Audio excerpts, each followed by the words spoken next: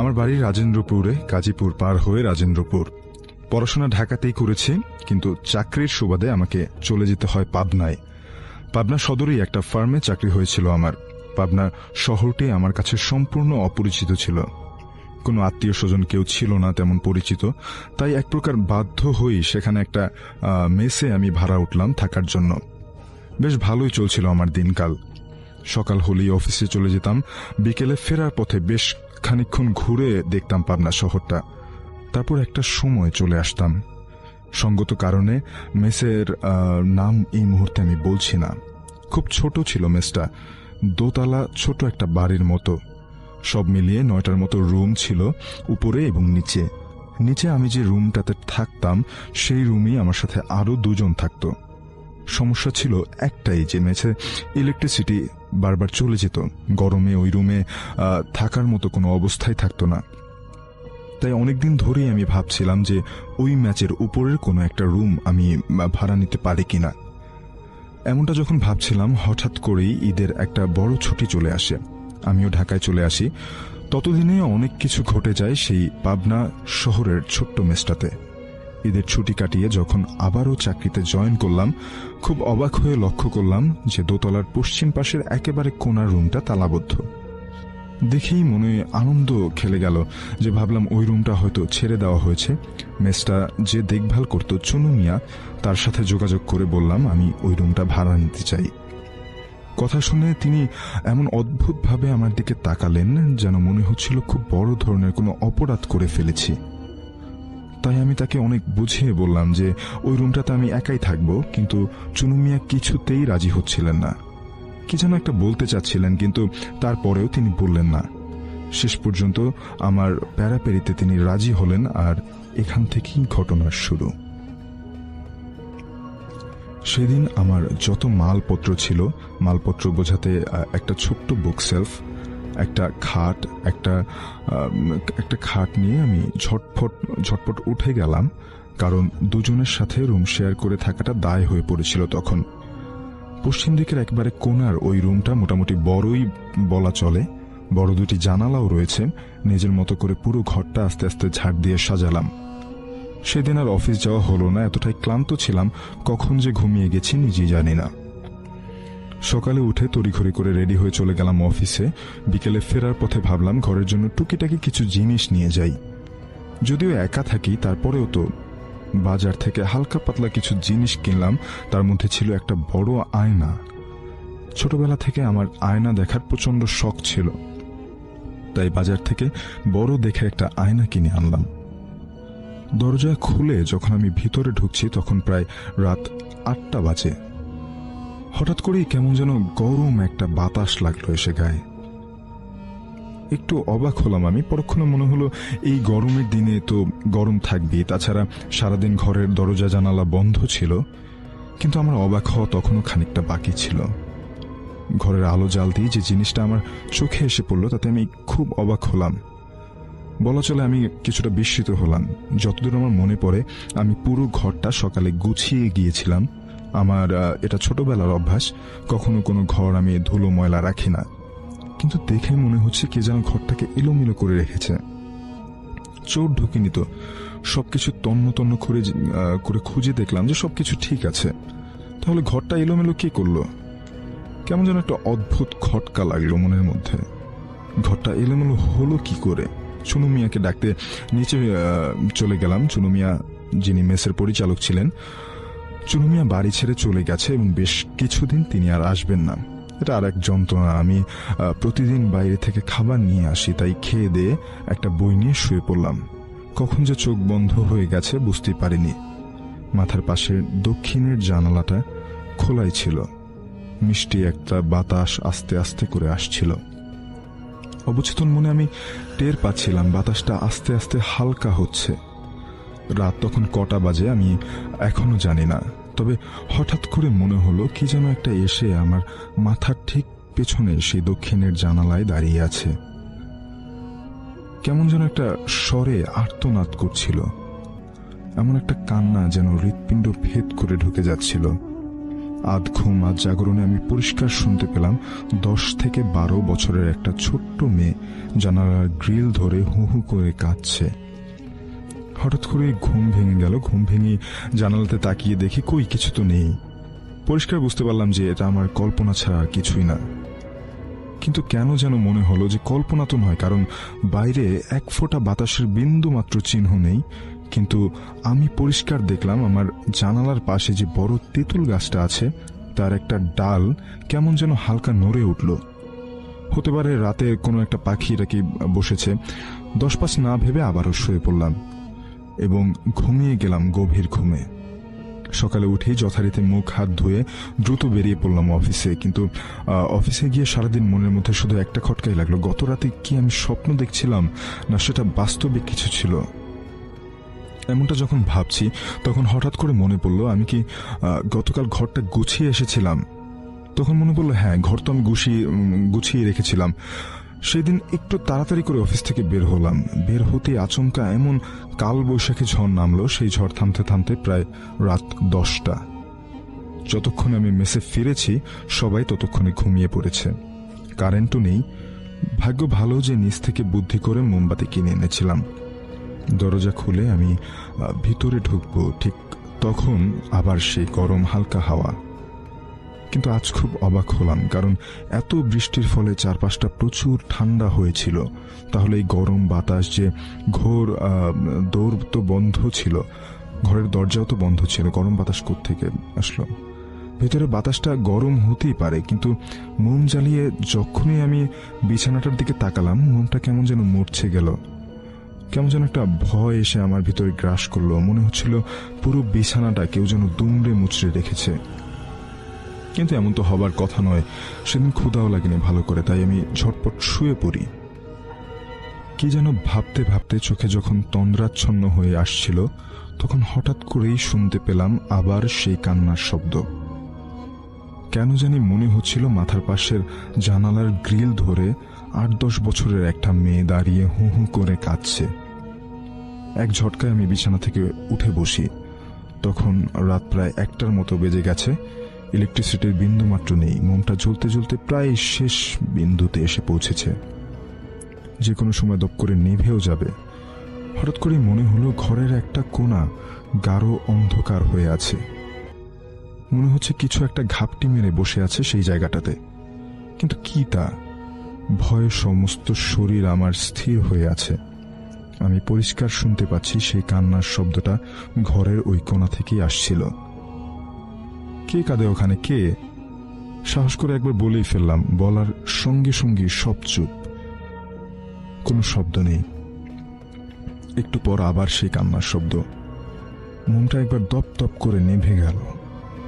মেঘ হয়ে আকাশ ততক্ষণে পরিষ্কার হয়ে গেছে। গাঢ় পরিষ্কার আলোয় আমি দেখলাম ঘরের অন্ধকার সেই কোণা থেকে একটা ছোট্ট মেয়ে আস্তে আস্তে এগিয়ে আসছে আমার বিছানার দিকে। আমি খুব অবাক হয়ে লক্ষ্য করলাম মেয়েটার চোখ নাক মুখ দিয়ে অঝোর ধারায় রক্ত পড়ছে, আর মেয়েটা হু হু করে কাঁদছে। কি করব কিছুই বুঝতে পারছিলাম না। গলা ছেড়ে চিৎকার করতে চাইলাম, কিন্তু মনে হলো কি যেন একটা আমার গলা চেপে ধরে আছে। একটা শব্দ বের হচ্ছিল না। আমি হাত পা ছড়াতে থাকলাম। মেয়েটা আস্তে আস্তে আমার বিছানার দিকে এগিয়ে আসছিল। মেয়েটা যতই কাছে আসছিল তার কান্নার শব্দটা ততই বেড়ে যাচ্ছিল। আমি নিঃশ্বাস বন্ধ করে তাকিয়েছিলাম মেয়েটার দিকে। তার চোখ দিয়ে মুখ দিয়ে নাক দিয়ে রক্ত টপ টপ করে পড়ছিল। কতক্ষণ এভাবে তাকিয়েছিলাম আমার মনে নেই। ততক্ষণে মেয়েটা প্রায় আমার বিছানার কাছে চলে এসেছে। এবার মেয়েটা 2 হাত লম্বা করে দিল আমার দিকে এবং খপ করে আমার গলাটা চেপে ধরল। আমি অনেক চেষ্টা করছিলাম তার হাত 2টা থেকে গলা সরানোর জন্য, কিন্তু কিছুতেই আমি পারছিলাম না। আমার দম বন্ধ হয়ে আসছিল। ভাবলাম আজই হয়তো আমার শেষ রাত। কান্নার শব্দ তীব্র থেকে আরো তীব্রতর হতে লাগলো এবং আমার দম ধীরে ধীরে বন্ধ হয়ে যেতে লাগলো। আমি আস্তে আস্তে আমার চারপাশ যেন অন্ধকার হয়ে আসছিল এমনটা দেখছিলাম। অসম্ভব এক যন্ত্রণায় হঠাৎ করেই আমি জ্ঞান হারালাম। এভাবে কতক্ষণ কি ঘটেছিল আমার আর কিছুই মনে নেই। জ্ঞান ফিরে দেখলাম মেসের সব লোক জড়ো হয়ে আছে এবং আমি নিজেকে আবিষ্কার করলাম পাবনা সদর জেনারেল হসপিটালে। আমার সারা মুখ দিয়ে লালা বের হয়ে একাকার অবস্থা। ভয়ে কাউকে কিছু বলতেও পারছিলাম না, কি বলবো তার ব্যাখ্যাও খুঁজে পাচ্ছিলাম না। পাবনায় আমার পরিচিত কেউ ছিল না। অফিসের কলিগরা খবর পায় তার পরের দিন, সবাই দৌড়ে ছুটে আসে আমাকে দেখার জন্য।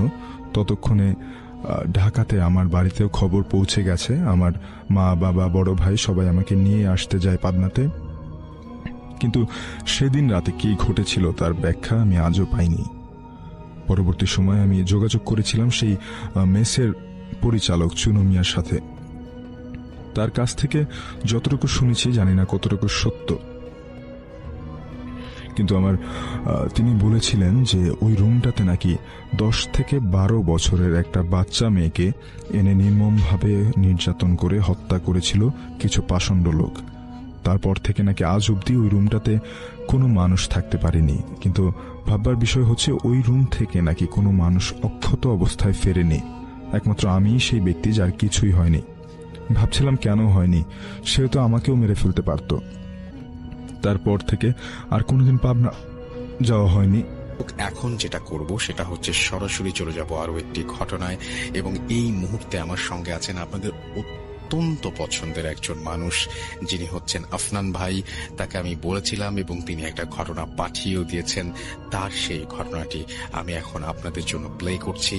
আশা করছি আপনাদের সবার ভালো লাগবে। চলুন শুনে আসি আফনান ভাইয়ের ঘটনাটি।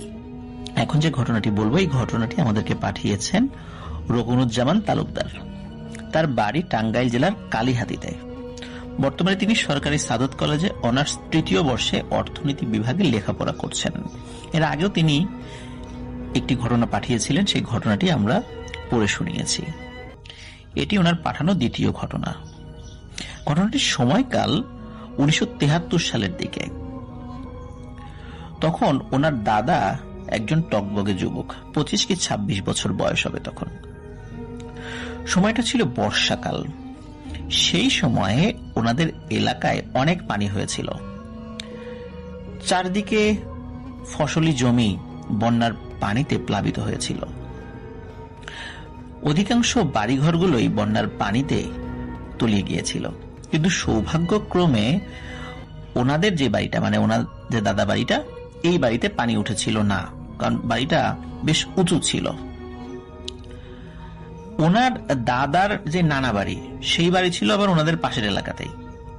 সেখানেও কিন্তু বন্যার পানির ব্যাপক বেশি হয়ে গিয়েছিল আর কি।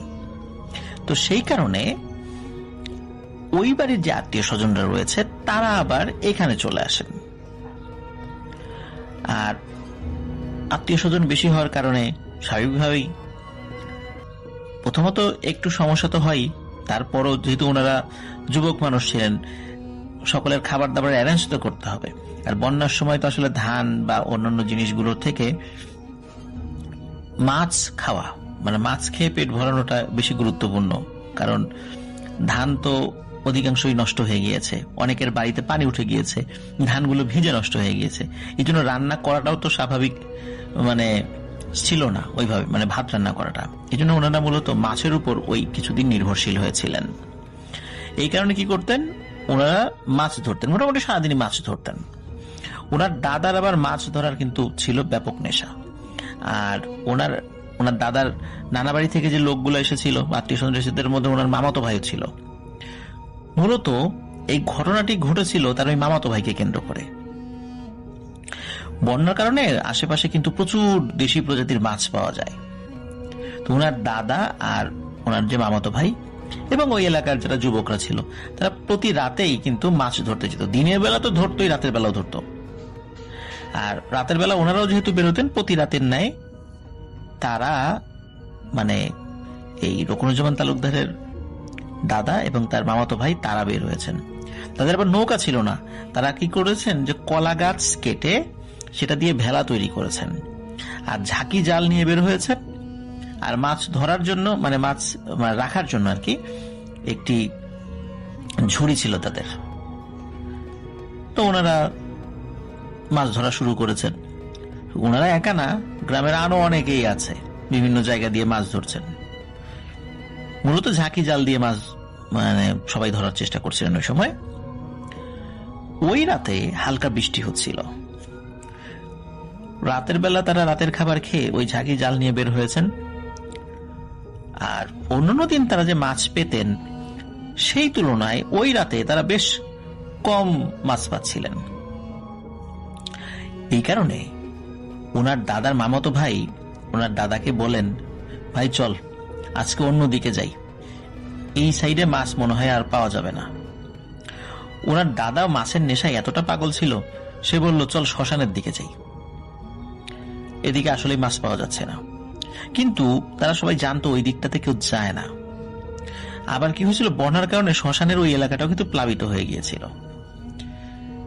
যাই হোক, ওনারা দুজন মিলে ওই ভেলা চালিয়ে শ্মশানের দিকে যায়।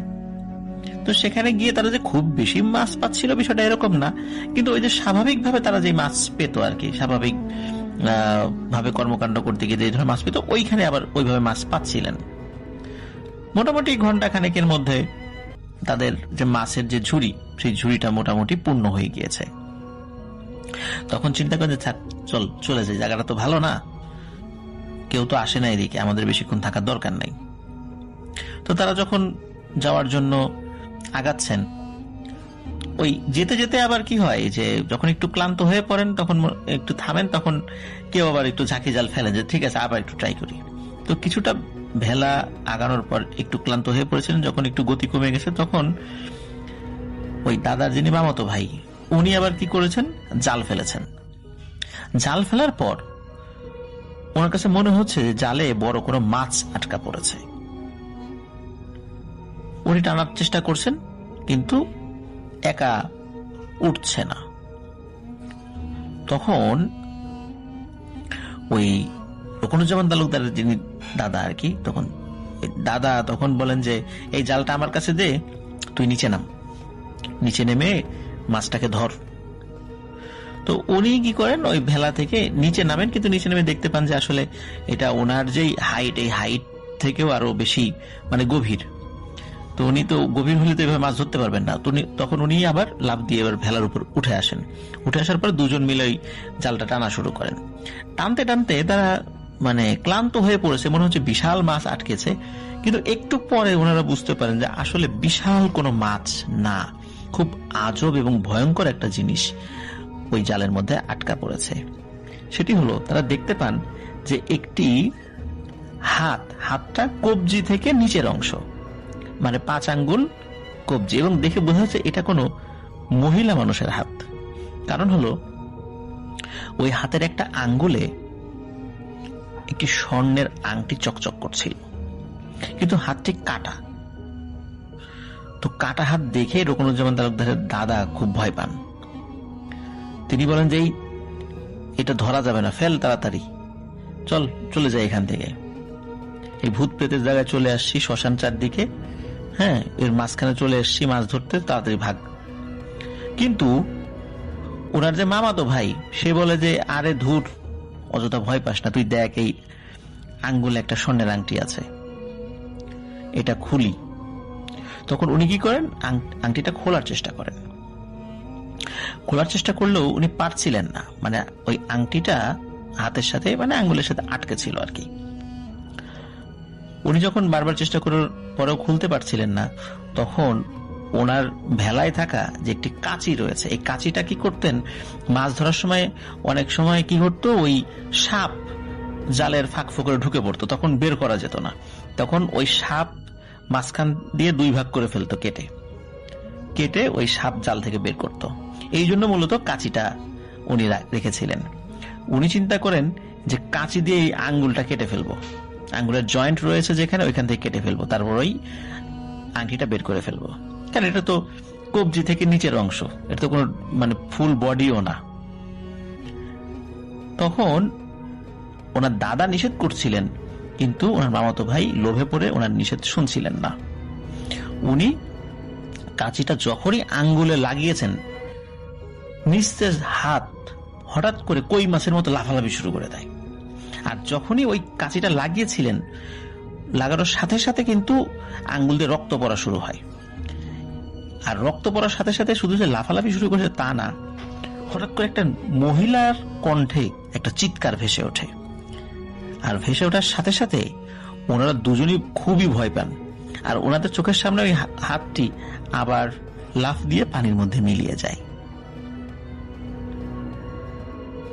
সকলের যখন জ্ঞান ফেরে, মানে ওনাদের দুজনেরই যখন জ্ঞান ফেরে, তখন তারা নিজেদের বাড়িতে আবিষ্কার করেন।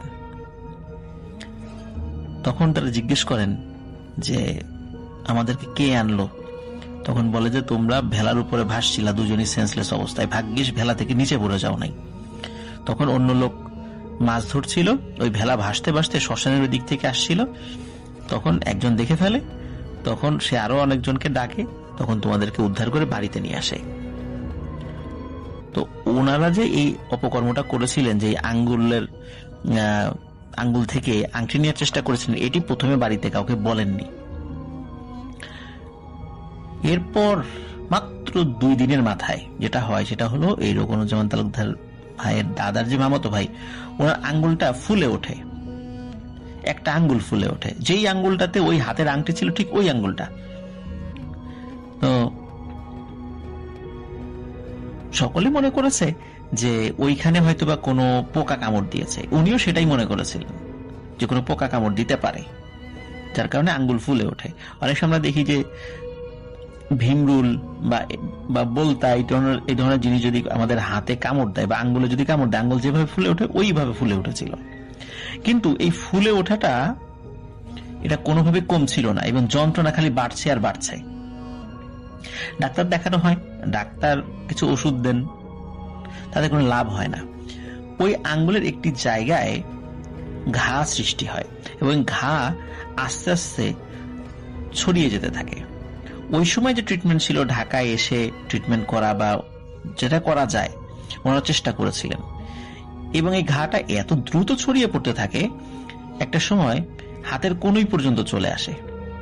তখন ডাক্তারের পরামর্শে হাতের কনুইয়ের নিচের অংশ কেটে বাদ দিতে হয়, না হলে সমস্ত শরীরে ওই ঘা ছড়িয়ে পড়তে পারে।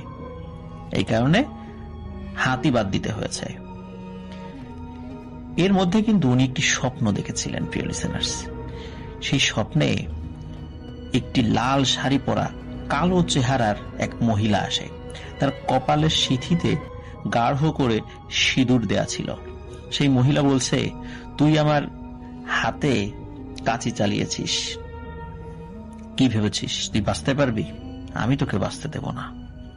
এই স্বপ্নটা তিনি দেখেছিলেন, যদিও বা সেটা কিছুদিন পরে দেখেছিলেন, কিন্তু ততক্ষণে আসলে অনেক দেরি হয়ে গিয়েছিল। ওনারা কবিরাজও দেখিয়েছেন, কিন্তু কোনো লাভ হয়নি। হাত কাটার পর উনি বছর 2-3 বেঁচেছিলেন, কারণ বছর 2-3 মধ্যে ওনার শরীরে ক্যান্সার বাসা বাঁধে এবং ক্যান্সারে আক্রান্ত হয়ে তিনি মারা যান।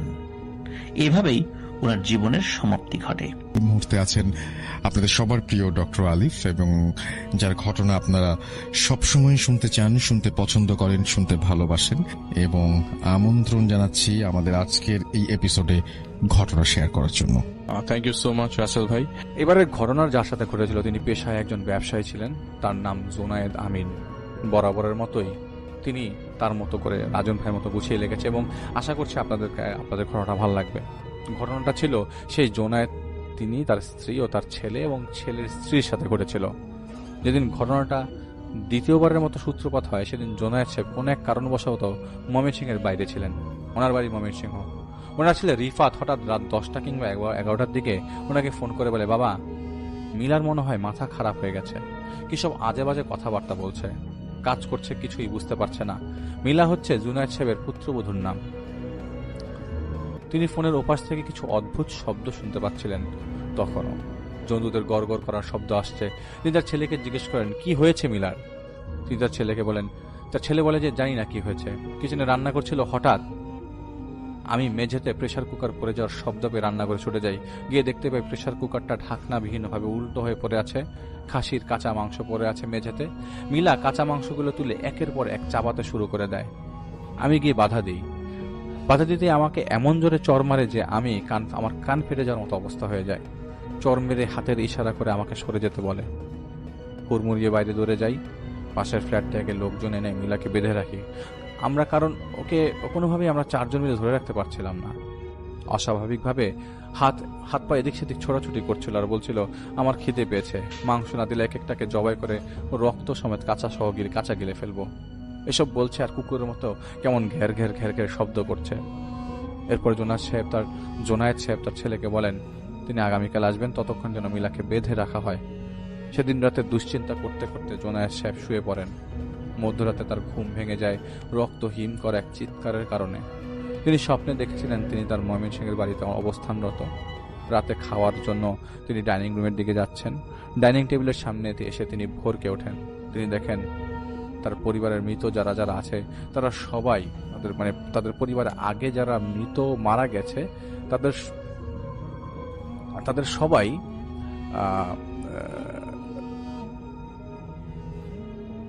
বেশ আনন্দ গল্পগুজব করছে একজন আর একজনের সাথে। জোনায়েদ সাহেবের দাদা, বাবা, মা, বড় চাচা, তার বড় ভাই, স্ত্রী ও দাদি, সমস্ত মৃত মানুষ যারা পরিবারে আগে মারা গেছেন তারা সেই ডাইনিং টেবিলে দেখতে পান। রান্নাঘরের দিক থেকে তার পুত্রবধূ মিলা এগিয়ে যায় টেবিলের দিকে, হাতে খাবার রাখা বড় একটা পাত্র। তো হঠাৎ জোনায়েদ সাহেবের বড় ভাই মিলাকে জিজ্ঞেস করে, কি রে মা, তোর কষ্ট হচ্ছে না ওখানে? মিলা কোনো কথা বলছে না। মিলা ছিল জোনায়েদ সাহেবের বড় ভাইয়ের একমাত্র মেয়ে। ভাই আর ভাবি মারা যাওয়ার পর মিলাকে তিনি তার ছেলের জন্য কাছে রেখে লালন পালন শুরু করেন। কালের আবর্তে ওনার ছেলে আর মিলার মধ্যে একটা ভালো লাগার সৃষ্টি হবার পর তারা দুজন বিয়ে করে নেয় এবং ওনারও এটাতে কোনো দ্বিমত ছিল না। যাই হোক, তিনি দেখতে পান টেবিলের সবাই খাবার খেতে শুরু করেছে, তবে তা মানুষের খাওয়ার যোগ্য ছিল না। হাড়গোড় চাবানোর কর্মর শব্দ আর এই দৃশ্য দেখে তিনি থরথর করে কাঁপতে শুরু করেন। হঠাৎ করে তার হাত ধরে একটা টান মেরে কেউ একজন ওনাদের স্টোর রুমের দিকে ঠেলে দেয়। তিনি খেয়াল করেন স্টোর রুমে ঢোকার দরজা দিয়ে কেউ একজন গুনগুন করতে করতে প্রবেশ করছে এবং গলাটা মিলার সাথে হুবহু মিলে যাচ্ছিল তার ভাষ্য মতে। হঠাৎ করে তার চোখের সামনে সিলিং থেকে উল্টা হয়ে মিলার দেহটা ঝুলতে শুরু করে। ঝুলতে এদিক সেদিক ঘুরপাক খাচ্ছিল। তিনি মিলার নাম ধরে ডাক দিতে মিলা একটা অট্টহাসি দিয়ে বলতে শুরু করে, না, আমি সেদিন চলে গেছিলাম, না, এখন যাব। তোর ছেলের মরদেহে হার দিয়ে মালা বানিয়ে না পড়া পর্যন্ত আমাকে কেউ তাড়াতে পারবে না। এটা বলেই জোরে জোরে মিলা জোনায়েদ সাহেবের নাম ধরে চিৎকার দিয়ে হাসতে শুরু করে এবং সাথে সাথে ওনার ঘুম ভেঙে যায়। ঘুম ভাঙার পর তার কানে তখন রিফ্লেক্ট হচ্ছিল মিলার কণ্ঠে পৈশাচিকভাবে তার নাম ডেকে যাওয়ার শব্দ। তিনি ঘাবড়ে উঠে রুমের লাইট জ্বালিয়ে তার ছেলেকে ফোন করে মিলার ব্যাপারে জিজ্ঞেস করেন। তার ছেলে রুমের দরজা হালকা খুলে ভেতরে উকি মারতেই দেখতে পান মিলা মাথা কাত করে মুখ বাঁকা করে এক দৃষ্টিতে দরজার ফাঁকে তাকিয়ে আছে। হুট করে বলে বসে, কি রে, ভয় পেয়েছে নাকি তোর বাপ? একবার বাঁধনটা খোল, তারপর দেখ বাপ বেটার কি হাল করি। তিনি ভয়ে দরজা আটকে জোনায়েদ সাহেবকে বলেন অবস্থা একদম স্বাভাবিক মনে হচ্ছে না। জোনায়েদ সাহেব তার ছেলেকে এক ইমাম সাহেবের নাম্বার দেন এবং দিয়ে বলেন কাল সকাল সকাল যেন সে এনার কাছে ফোন দিয়ে এই ব্যাপারে সবকিছু বলে এবং সে সাথে যেন এও জানায় জোনায়েদ আমিন বললেই তিনি সব বুঝে যাবে ব্যাপার কি হয়েছে। পরদিন দুপুর 2টার দিকে জোনায়েদ সাহেব তার জরুরি কাজ শেষ করে বেরিয়ে পড়েন ময়মনসিংহের উদ্দেশ্যে। বাড়ি পৌঁছে তার ছেলেকে জিজ্ঞেস করেন ইমাম সাহেব কি জানিয়েছে। তার ছেলে জানায় ইমাম কোনো তথ্যই দেয়নি, আপনি নিজে গিয়ে তার সাথে দেখা না করা পর্যন্ত সে আসতেও চাইছে না। তিনি প্রথমে সেই ঘরের দিকে যান যেখানে মিলাকে বেঁধে রাখা হয়েছিল। দেখতে পান মিলা ঘুমিয়ে আছে, ওর সামনে খাবার রাখা ছিল। রিফাত তার বাবাকে জানায় মিলা কোনো কিছুই খেতে চাচ্ছিল না, বারবার বলছিল আমার খিদে লেগেছে, আমাকে কাঁচা মাংস এনে দে। এক চুলগুলো এলোমেলো, দেখতে একদম পাগলের মতন মনে হচ্ছিল তাকে। তিনি আর দেরি না করে ইমাম সাহেবের বাড়ির উদ্দেশ্যে বেরিয়ে পড়েন। গিয়ে জানান যে এই সমস্যা বহু বছর পর আবারও শুরু হয়েছে, আগের বারের মতন এবারও কিছু একটা সমাধান দিন। ইমাম সাহেব জোনায়েদ সাহেবকে জিজ্ঞেস করেন সমস্যাটা ঘটার পেছনে যে লোক দায়ী তার কথা জানিয়ে দেওয়ার পরও কেন আপনি কোনো ব্যবস্থা নেননি তার বিরুদ্ধে। প্রশ্ন করতে থাকেন, এটা কি আপনার আলসেমি ছিল না বেখেয়ালি? সময় থাকতে সঠিক পদক্ষেপ না নিয়ে এখন এসেছেন আবারও সমাধান চাইতে। জোনায়েদ সাহেব ইমাম সাহেবকে জানায় সে ভেবেছিল লোকটা শুধরে গেছে, তাই তিনি আর কিছু করার মনে করেননি। মিলার বয়স যখন 16 বা 17, জোনায়েদ সাহেবের ছেলে রিফাত তখন স্কলারশিপ নিয়ে দেশের বাইরে পড়াশোনা করতে যায়। সে সময় তাদের সাথে ঘটতে শুরু করে লোমহর্ষক কিছু ঘটনা। একদিন সন্ধ্যায় মিলাকে বাড়িতে না পেয়ে জোনায়েদ সাহেব এদিক সেদিক খোঁজা শুরু করেন। প্রাইভেট পড়ে বাসায় আসার কথা সন্ধ্যা 7টা থেকে 7:30-এর মধ্যে, কিন্তু এদিকে রাত 8:30 বাজার পরেও মিলার কোনো খোঁজ নেই। বাপ মা হারা মেয়েটাকে তিনি ঠিকভাবে সামলে রাখতে পারেনি ভেবে দোষী ভাবতে শুরু করেন নিজেকে। হন্তনন্ত হয়ে আশেপাশে খোঁজার পর মিলার সন্ধান মেলে শহরের একটা কবরস্থানে অজ্ঞান অবস্থায়। কবরের গার্ডের দায়িত্বে যে ছিল, তার ভাষ্যমতে মিলার জুব্বা পরা মাঝবয়স্ক একজন লোকের সাথে কবরস্থানে আসে সন্ধ্যার দিকে। ভেতরে এসেছে, অথচ অনেকক্ষণ হয়ে যাবার পরও গার্ড ওদেরকে বাইরে আসতে না দেখে খুঁজতে চলে যায় কবরস্থানের ভেতরে। কিন্তু দুজনকে কোথাও খুঁজে না পেয়ে গার্ড অবাক হয়ে যায়। তারপর জুনায়েদ সাহেব এদিকে আসার পর মিলাকে সবাই পড়ে থাকতে দেখে একটা ভাঙা কবরের পাশে। মিলার বা হাত কবরের মধ্যে ঢোকানো ছিল। টেনে বের করার পর সবাই দেখে ওর হাতের রক কাটা, রক্ত লেগে কবরের উপর দিকটার মাটি একাকার অবস্থা। হসপিটালে ভর্তি করানো হয় মিলাকে। হসপিটাল থেকে জানানো হয়েছিল প্রচুর রক্ত বের হয়ে গেছিল ওর। এখানে আনতে আর কিছুক্ষণ লেট করলে জান যাওয়ার আশঙ্কা ছিল মিলার। কোনো ধারালো কিছু দিয়ে কেটে দেওয়া হয়েছে ওর হাতের রগ। 3 দিন পর মিলার জ্ঞান ফেরে। সে জানায় তার কিছুই মনে নেই। এদিকে কিভাবে কবরস্থানে গেল, কার সাথে গিয়েছিল, তার সবকিছুই ঝাপসা ঝাপসা, ক্লিয়ারলি কিছুই মনে আসছে না। শুধু এতটুকুই মনে আছে, তার আত্মীয়দের মধ্যে কেউ এসেছিল অন্য একজন লোকের সাথে। মিলা ওদের সাথেই হাঁটা দিয়েছিল। পরিচিত না হলে সে যেত না ওদের সাথে। 2-3 সপ্তাহ পর তাকে হাসপাতাল থেকে বাসায় শিফট করা হয়। এই সময় জুনায়েদ সাহেবের স্ত্রী জীবিত ছিল। ওনার নাম ছিল তসলিমা বেগম। তো মিলা সাধারণত তসলিমার সাথেই ঘুমাতো। তো মিলাকে বাসায় শিফট করার পর প্রথম রাতে ওনার ঘুম ভাঙে কারো গুনগুন করার শব্দে। তিনি উঠেই দেখতে পান মিলা জানালার গ্রিল ঘেঁষে বাইরে তাকিয়ে ফিসফিস করছে। কি বলছে কিছুই তিনি বুঝতে পারছেন না। মিলাকে ডেকে তিনি জিজ্ঞেস করেন, এত রাতে জেগে আছো কেন? মিলা কোনো উত্তর দেয় না। গ্রিল ধরে ফিসফিস করে কথা বলছিল আর একটু পর পর মৃদুভাবে হেসে যাচ্ছিল। উনি মিলাকে আস্তে করে ধাক্কা মারেন। মিলার চোখ রাঙিয়ে ওনার দিকে তাকিয়ে হাতের ইশারা করে দূরে চলে যেতে বলেন। তিনি ভয়ে তার স্বামীকে পাশের রুম থেকে তুলে আনেন। এসেই দেখেন মিলা বিছানায় ঘুমিয়ে আছে। ওনার স্বামী ওনাকে জানায়, তোমার হ্যালুসিনেশন হয়েছে। যাই হোক, তসলিমা আবারও শুয়ে পড়েন। সেদিন রাতে তিনি স্বপ্নে দেখেন তিনি বাথরুমে বালতিতে কাপড় ভেজাচ্ছেন। হঠাৎ করে মিলা এসে বালতির ভেতর ওনার মুখ চেপে ধরেছে। পানির কারণে তার দম বন্ধ হয়ে আসতে শুরু করেছে। ঘুম ভেঙে তিনি দেখতে পান মিলা তার বুকের উপর বসে তার গলা চেপে ধরে আছে। তিনি ছোটানোর চেষ্টা করে যাচ্ছেন, কিন্তু কোনো কিছুতেই কাজ হচ্ছিল না। চোখ বন্ধ করে মনে মনে দোয়া পড়া শুরু করেন তিনি। খানিক বাদে অনুভব করেন তার গলা হালকা হয়ে এসেছে। চোখ খুলে দেখতে পান মিলা বিছানায় নেই। বিছানা থেকে উঠে উনি ওনার স্বামীকে ঢাকতে তার ঘরে যাচ্ছিলেন। স্টোররুমের ওদিক থেকে তার স্বামীর চিৎকার শুনতে পান। তিনি ছুটে যান সেদিকে। স্টোররুমে ঢুকেই তিনি দেখেন মিলা ওনার স্বামীকে দা দিয়ে জ্যান্ত কেটে টুকরা টুকরা করেছে, আর ওনার স্বামী কাতরাতে তার নাম ধরে ডাকছে। হাতের মাংসের টুকরো নিয়ে ওনার দিকে তাকিয়ে মিলা বলে, আদম সন্তানের মাংসের স্বাদ কিন্তু বেশ ভিন্ন। তসলিমা ছিল দুর্বল হৃদয়ের মানুষ, তৎক্ষণাৎ জ্ঞান হারিয়ে ফেলে। সকাল তার জ্ঞান ফিরে মিলা আর জুনায়েদ সাহেবের ডাকে। তিনি মিলাকে জিজ্ঞেস করেন, রাতে তুমি বিছানায় ছিলে না কেন? মিলা জানায় সে বাথরুমে গিয়েছিল। বাথরুম থেকে এসে দেখে তার সেই আন্টি তসলিমা এবং রুমে নেই। পরে ওনাকে তার স্টোর রুমে পড়ে থাকতে দেখে। মনে মনে উনি ভয় পেতে শুরু করেন। পরদিন তিনি জুনায়েদ সাহেবকে সব জানায় গত রাতে তার সাথে কি ঘটে, কিন্তু জুনায়েদ সাহেব তার কোনো কথার পাত্তা দেন না। এসবে তার তখনও বিশ্বাস জন্মায়নি। এক রাতে জুনায়েদ সাহেব তার গাড়িতে করে বাসায় ফিরছিলেন, নিজেই ড্রাইভ করে। রাস্তায় হুট করে তার মনে হয় ওনার গাড়ির সাথে শক্ত কিছু একটা ধাক্কা লেগে ছিটকে গেছে। তিনি গাড়ি থামিয়ে বের হয়ে আসেন।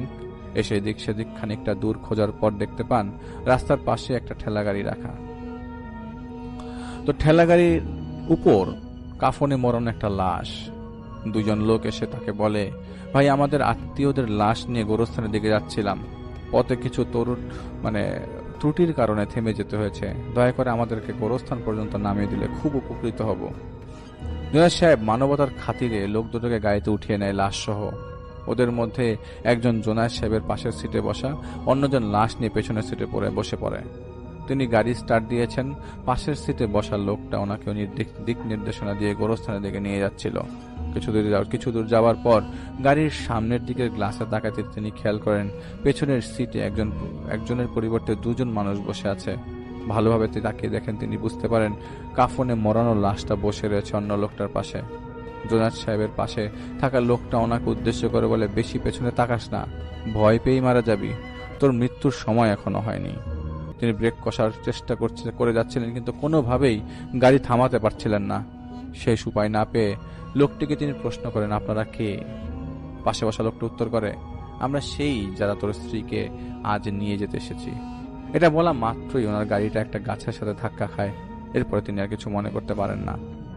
পরের দিন নিজেকে একটা হাসপাতালে তিনি খুঁজে আবিষ্কার করেন খুব একটা ক্ষতি হয়নি ওনার, মোটামুটি কোনো রকমের আহত হয়েছেন। হাসপাতালের বিল মিটিয়ে বাড়িতে ফিরে আসেন তিনি। বাসার কাছে এসেই দেখতে পান তার বাড়ি ভর্তি আত্মীয় স্বজন, পাড়া প্রতিবেশী। ভেতরে যেতেই মিলে এসে কাঁদতে কাঁদতে বলে, আন্টি কাল রাতে মারা গেছেন। এটা শুনে ওনার মাথায় আকাশ ভেঙে পড়ার মতো অবস্থা। গত রাতের লোকটার কথাগুলো তার কথা মনে পড়ে যায়। কাকতালীয়ভাবে হলেও লোকটার কথাগুলো মিলে গেছে। ওনার ছেলে ইউএস থেকে দেশে ফিরে আসেন এবং ওনার স্ত্রীর জানাজা দাফন করা হয়। ওনার স্ত্রীকে দাফন করার পর থেকে ওনার ছেলে রিফাতের সাথে অস্বাভাবিক কিছু ঘটনা শুরু হয়। দাফন হয়ে যাবার দুদিন পর রিফাত মন খারাপ করে ছাদে বসেছিল। হুট করে তার মনে হয় কে যেন তার কাঁধে হাত রেখেছে। চমকে উঠে পেছনে ফিরে তাকায়, কাউকে সে খুঁজে পায় না। ভয় পেতে শুরু করে। নিচে চলে আসবে বলে ঠিক করে সিঁড়ির কাছে পৌঁছাতেই রিফাত শুনতে পায় তার মায়ের কণ্ঠ। শুনেই রিফাতের গলা শুকিয়ে যায়। দ্বিতীয়বার রিফাতের নাম ধরে ডাকা হয়। মাত্রই সে এক দৌড়ে ঘরে চলে আসে। এসে জোনায়েদ সাহেবকে সেই কথা জানায়। কিছুদিন পর তিনি তার এক বিজনেস পার্টনারের মাধ্যমে ইমাম সাহেবের সন্ধান পান। ময়মনসিংহ থেকে জয়পুরহাট যাওয়া, আবার ইমাম সাহেবকে নিয়ে আসা অনেকটা পথ। ইমাম সাহেবের প্রায় 1 সপ্তাহের মতো চলে যায় ওনাদের অবস্থা বুঝতেই।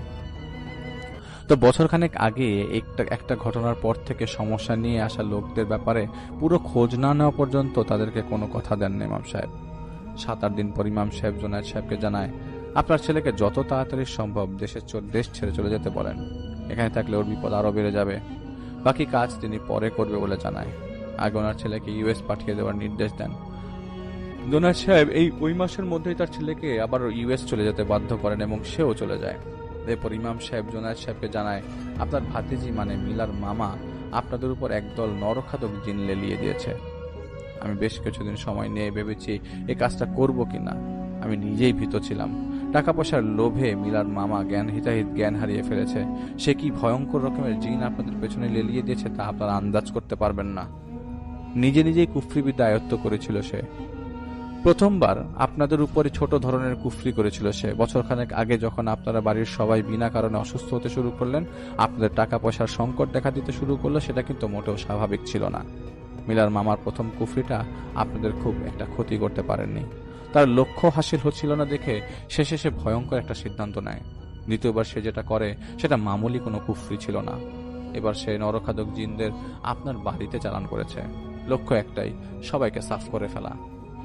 এটা যত দ্রুত সম্ভব আটকাতে হবে। জিনগুলো খুব একটা সুবিধার নয়, যখন তখন যে কোনো কিছু ঘটিয়ে ফেলতে পারে। আপনার স্ত্রীকে সেই রাতে বিশ্রীভাবে ভয় দেখিয়ে হত্যা করার পর আপনার ছেলেকে মেরে ফেলার কুমতলব ছিল ওদের। তো মিলার বাবা মা মারা যাওয়ার পর মামা ওর লালন পালনের দায়িত্ব নিয়েছিল। এই মহৎ কাজের পেছনে লুকিয়েছিল সম্পত্তি হাতানোর কুমতলব। আপনি মিলার দায়িত্ব নেওয়ার পর থেকে ওর মামার কুমতলবটা পৃথা হয়ে যায়, যার জন্য সে এমন নিকৃষ্ট চরিত্রে নেমে এসেছে। সবকিছু খুলে বলার পর তিনি জোনায়েদ সাহেবের বাসায় এসে ওনাকে জানায়, আপনার বাসার পেছনে 9টা গরুর মাথার খুলি পুঁতে রাখা আছে, ওগুলো বের করে আনেন। মিলাকে দেখে বলছিল, আপাতত ওর কোনো পার্মানেন্ট সমাধান আমি দিতে পারছি না। আমার মনে হচ্ছে এই মেয়েটার উপর আলাদা করে তাবিজ করা হয়েছে। এরপর জোনায়েদ সাহেবের বড় ভাইয়ের কবরের পাশে পুঁতে রাখা 12টি তাবিজ ইমাম সাহেব বের করে আনেন এবং সব বস্তু আগুনে জ্বালিয়ে দেন। সাথে এও বলে দেন, মিলার মামার সাথে কথা বলে যেন বিষয়টা নিয়ে বোঝাপড়া করে নেন, নইলে ভবিষ্যতে একটা বড় রকমের ঘটনা ঘটার সম্ভাবনা আছে। ইমাম সাহেব বিদায় নেন। এরপর সব ঠিকঠাক চলছিল, কিন্তু জোনায়েদ সাহেব মিলার মামাকে এই ব্যাপারে সেরকম ভাবে কিছুই অবগত করেননি। হালকা ইঙ্গিত দিয়েছিলেন শুধু, আর ভেবে নিয়েছিলেন মিলার মামা শুধরে গেছে। এভাবে কয়েকটা বছর কেটে যায়। রিফাত দেশে ফিরে আসে। মিলা এবং ওর বিয়ে হয়। বিয়ের বছরখানেক পরে আগের সেই ঘটনাগুলো আবারও পুনরাবৃত্তি হতে শুরু করে। রিফাতকে আগের ঘটনাগুলোর ব্যাপারে কিছুই জানানো হয়নি তখনও, এবং জানানোর পর সে খুব একটা বিশ্বাসও করেনি। ধর্মে বিশ্বাস অনেকেই করে, কিন্তু অদৃশ্যে বিশ্বাস খুব কম মানুষেরই থাকে। অথচ মানুষ ভাবেই না অদৃশ্য বিশ্বাস করাটাও একটা ইসলামের অংশ। যাই হোক, এক রাতে মিলা উঠেছিল বাথরুমে যাবার জন্য। উঠে সে বিকট পচা গন্ধ পেতে থাকে ওখানে ওদের ডাইনিং রুম থেকে। নাক চেপে সে দুর্গন্ধের উৎসের থেকে যেতে শুরু করে। দেখতে পায় মেঝেতে কয়েকজন মহিলা খাবার খেতে বসেছে। ওদের মধ্যে দুজন মহিলা মাংসের টুকরো নিয়ে নিজেদের মধ্যে ঝগড়া শুরু করে। একসময় এক মহিলা মাংসের টুকরোটা ছুঁড়ে মারে মিলার দিকে। মিলা দেখতে পায় কবজি পর্যন্ত কাটা একটা হাত ওর পায়ের সামনে কাতরাচ্ছে। মিলাটা দেখে ভয় পেয়ে রিফাতের নাম ধরে ডাকতে ডাকতেই বেডরুমের দিকে দৌড় দেয়। রুমে ঢুকতেই সে দেখতে পায় বিছানায় রিফাত শুয়ে আছে। ওর দুই হাতের কবজি পর্যন্ত কাটা, রক্ত লেগে বেডশিট লাল হয়ে আছে। মিলা নিজের কান চেপে ধরে চিৎকার দিয়ে জ্ঞান হারিয়ে ফেলে। পরদিন জ্ঞান ফেরার পর সে রিফাতকে সব জানায়। রিফাত বলে, কই, আমার তো কিছুই হয়নি। সেদিন রাতেই রান্না করার সময় রিফাত মিলাকে এরকম অস্বাভাবিক আচরণ করতে দেখে। এরপর জোনায়েদ সাহেব আসেন এবং ইমাম সাহেবের কাছে যান। ইমাম সাহেব জোনায়েদ সাহেবকে জানায় তিনি চেষ্টা করবেন, বাকিটা আল্লাহর হাতে। কারণ আগের তুলনায় এবারের কুফরিটা বেশ শক্ত এবং জিনগুলো বেশ খ্যাপাটে স্বভাবের। জোনায়েদ সাহেবকে তিনি তার বাড়িতে ওই রাতটা যাপন করতে বলেন। রাতে খোঁজ নেওয়া শেষে পরদিন সকালে রওনা দেবে বলে ঠিক করেন। রাতে উনি তার জিনদের স্মরণ করেন। ওনারা এসে ইমাম সাহেবকে বলেন, তুমি আবারও এই নরখাদকদের মুখোমুখি হতে চাইছো? ইমাম সাহেব তার জিনদের বলেন, মুখোমুখি না হলে নির্দোষ মেয়েটা প্রাণ হারাবে, যেটা মোটেও যৌক্তিক হবে না আপনাদের মতে। ওনার জিনরা বলেন, তোমাকে আগেও বলেছিলাম এর সিলাত গোত্রের জিন এবং ভীষণ রকমের জেদি আর বদমেজাজি। 19-20 করে বসলে যে কোনো মানুষকে হত্যা করে ফেলতে দুইবার ভাববে না এরা। প্রথমবার বড় একটা ক্ষতির হাত থেকে বেঁচে ফিরেছ, এবার অসহায় অবস্থায় সামনে পেলে কিন্তু তোমাকে শেষ করে দিবে। এবার ইমাম সাহেবের কথা উপেক্ষা করে যান। জিনদের জিজ্ঞেস করেন কোন পথে খোলা থাকলে তারা জানান, যেন খোলা থাকলে তারা যেন জানায়। ওনার জিনরা জানান, আগে দেখে আসো, তারপর যদি তোমার ওদেরকে সাহায্য করতে মন চায় তবে আমরা অবশ্যই তোমাকে একটা পথ দেখাবো, আল্লাহ তোমাকে একটা পথ দেখাবে। সাথে আরো বলে দেয় ওনারা যেন বাসাটা বদল করে ফেলে, ওখানে বিপজ্জনক থাকা। জিনগুলো ভয় দেখাচ্ছে, সুযোগ বুঝে যে কার ক্ষতি করে বসবে ওকে বুঝবে না। ইমাম সাহেব পরদিন সেখানে যাওয়ার উদ্দেশ্যে বেরিয়ে পড়েন। তো সেখানে গিয়ে তিনি প্রথমে মিলার সামনে যান। ওনাকে দেখেই মিলা থুতু নিক্ষেপ করে তার ছেলে স্বরে বলে, তুই আবার এসেছিস? ভুলে গেছিস গতবারের কথা? ইমাম সাহেবকে তার জিন একটা দোয়া পড়া পানি দিয়েছিলেন, তিনি সেটা মিলার গায়ে ছেটাতে শুরু করেন। মিলা ছটফট করতে করতে চুপ হয়ে যায়। তিনি বুঝতে পারেন জিনটা বের হয়ে গেছে। তিনি রিফাতকে বলে, মিলাকে গোসল করিয়ে পাক পবিত্র করো এবং যত দ্রুত সম্ভব বাসাটা বদল করে ফেলেন। কাজ এখনো অনেক বাকি। কথা অনুযায়ী ওনারা বাড়িটা চেঞ্জ করেন। যদিও বাড়িটা তাদের নিজস্ব, পরিস্থিতি তাদের বাধ্য করেছিল নিজ বাড়ি ছেড়ে ভাড়া বাড়িতে উঠতে। মিলা খানিকটা সুস্থ হবার পর তার মামার সাথে এই বিষয়টা নিয়ে বোঝাপড়া করার সিদ্ধান্ত হয়। এদিকে ইমাম সাহেব জয়পুরহাট ফিরেছিলেন জরুরি একটা কাজ করে যাবার কারণে। অন্যদিকে মিলা তার মামাকে যে বলে যে জমি জমা যা চাও সব লিখে দিচ্ছি, কিন্তু দয়া করে আমাদের ভালোভাবে বাঁচতে দাও। ওর মামা জানায় কাগজে কলমে সব ঠিকঠাক হওয়ার পর যাতনা সে উঠিয়ে দেবে। তো মানুষ কতটা নিচে নেমে যেতে পারে ভাবুন। এরপর একটা তারিখ ধার্য করা হয় দলিলপত্র গোছানোর জন্য, কিন্তু সেই তারিখের আগেই রাতে মিলার মামার মৃত্যু হয়ে যায়। সকালবেলা ওনার স্ত্রী জানিয়েছিল গত রাতে তার সাথে ঝগড়া করে উনি ছাদে চলে যায়। পরদিন সকালে ছাদের উপর তার ঘাড় মটকানো মরদেহ পাওয়া যায়। মিলা ও বাকিরা বুঝতে পারেন এটা কি হলো।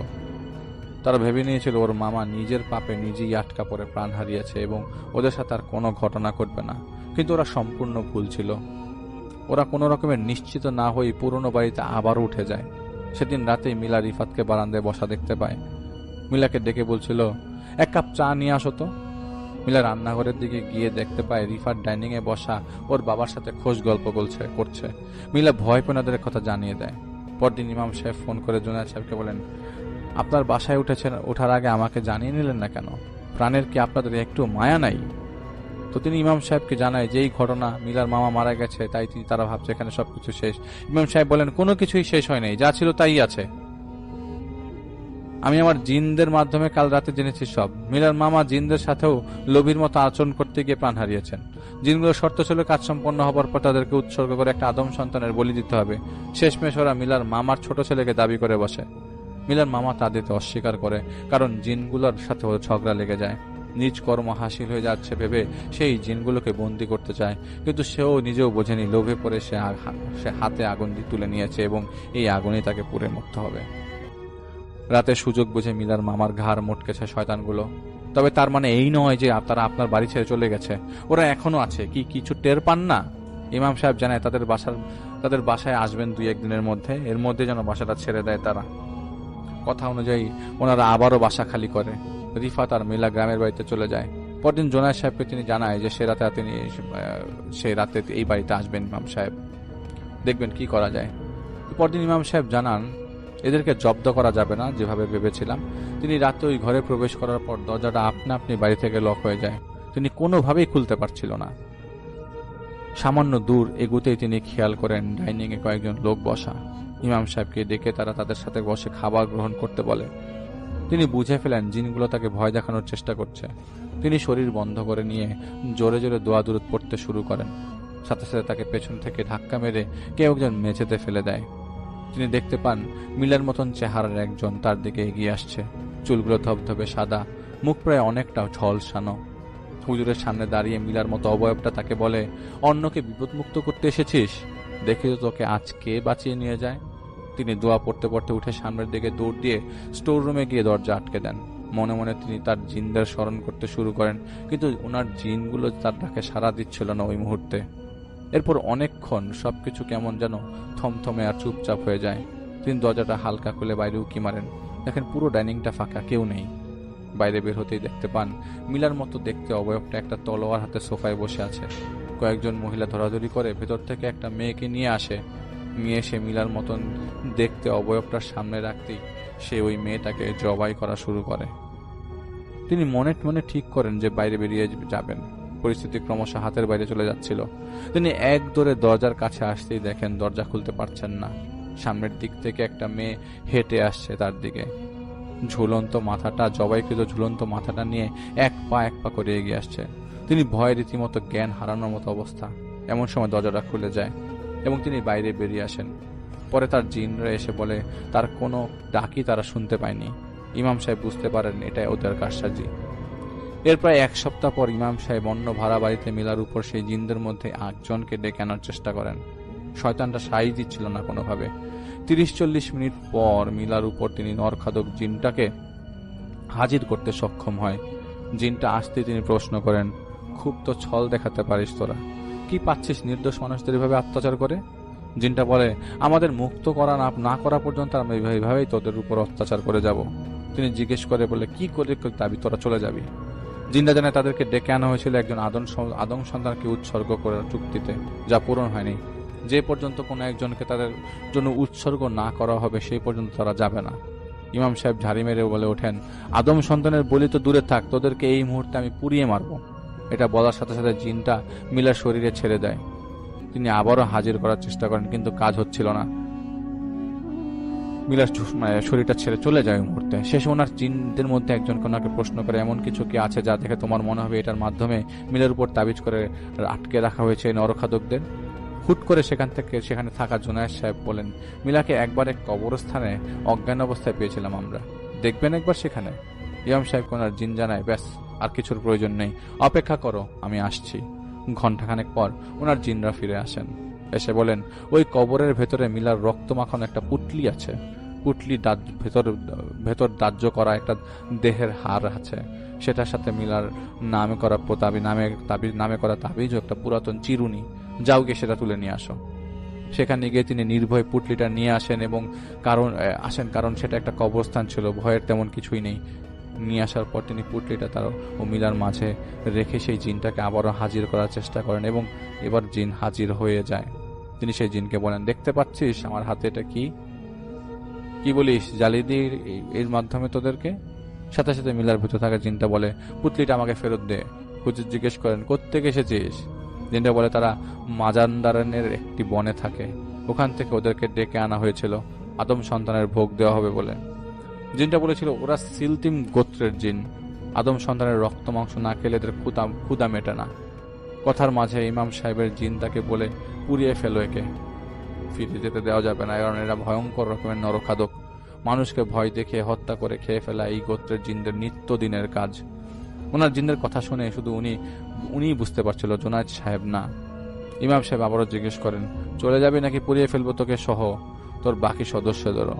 জিনটা বলে, সে চলে যাবে, কাল সকালে যেন ওই বাড়িতে যায় ওরা। গিয়ে মিলার বিছানায় নিজে খুঁজলে সুতা দিয়ে মোড়ানো একটা হার পাবে, সেটাকে যেন তুলে নিয়ে এসে কিছু কাজ সম্পন্ন করে নদীতে ভাসিয়ে দেওয়া হয়। পরদিন গিয়ে সেখান থেকে হারটি নিয়ে আসা সম্ভব হয়। সবকিছু একত্র করে ইমাম সাহেব তার জিনদের হাতে তুলে দিয়েছিল জিনিসগুলো। উনি বেশিরভাগ ক্ষেত্রেই এরকম জিনিসগুলো তার জিনদের হাতে তুলে দেন, তারপর ওনারা ধ্বংস করে ফেলেন, নয়তো অন্য কিছু করেন যা ইমাম সাহেব রাজন ভাইকে জানায়নি। এরপর থেকে পরিস্থিতি আস্তে আস্তে স্বাভাবিক হওয়া শুরু করে। 2013 সালে ওনারা সম্পূর্ণভাবে মুক্ত হন এই অভিশাপ থেকে। তো এইটাই ছিল ঘটনা। থ্যাংক ইউ সো মাচ আপনার ঘটনার জন্য, আপনাকে অনেক ধন্যবাদ। এবং আমরা চলে যাব আমাদের পরবর্তী অতিথির কাছে। আশা করছি যে তার যে শোনানো ঘটনাটা, সেই ঘটনাটা আপনাদের ভালো লাগবে। আসসালামু আলাইকুম রাসেল ভাই, ধন্যবাদ আমাকে সুযোগ করে দেওয়ার জন্য। রাসেল ভাই, আজকে যে ঘটনাটি আপনার সঙ্গে শেয়ার করব, এই ঘটনাটি আমাদের এলাকারই একটি ঘটনা, গ্রামের ঘটনা।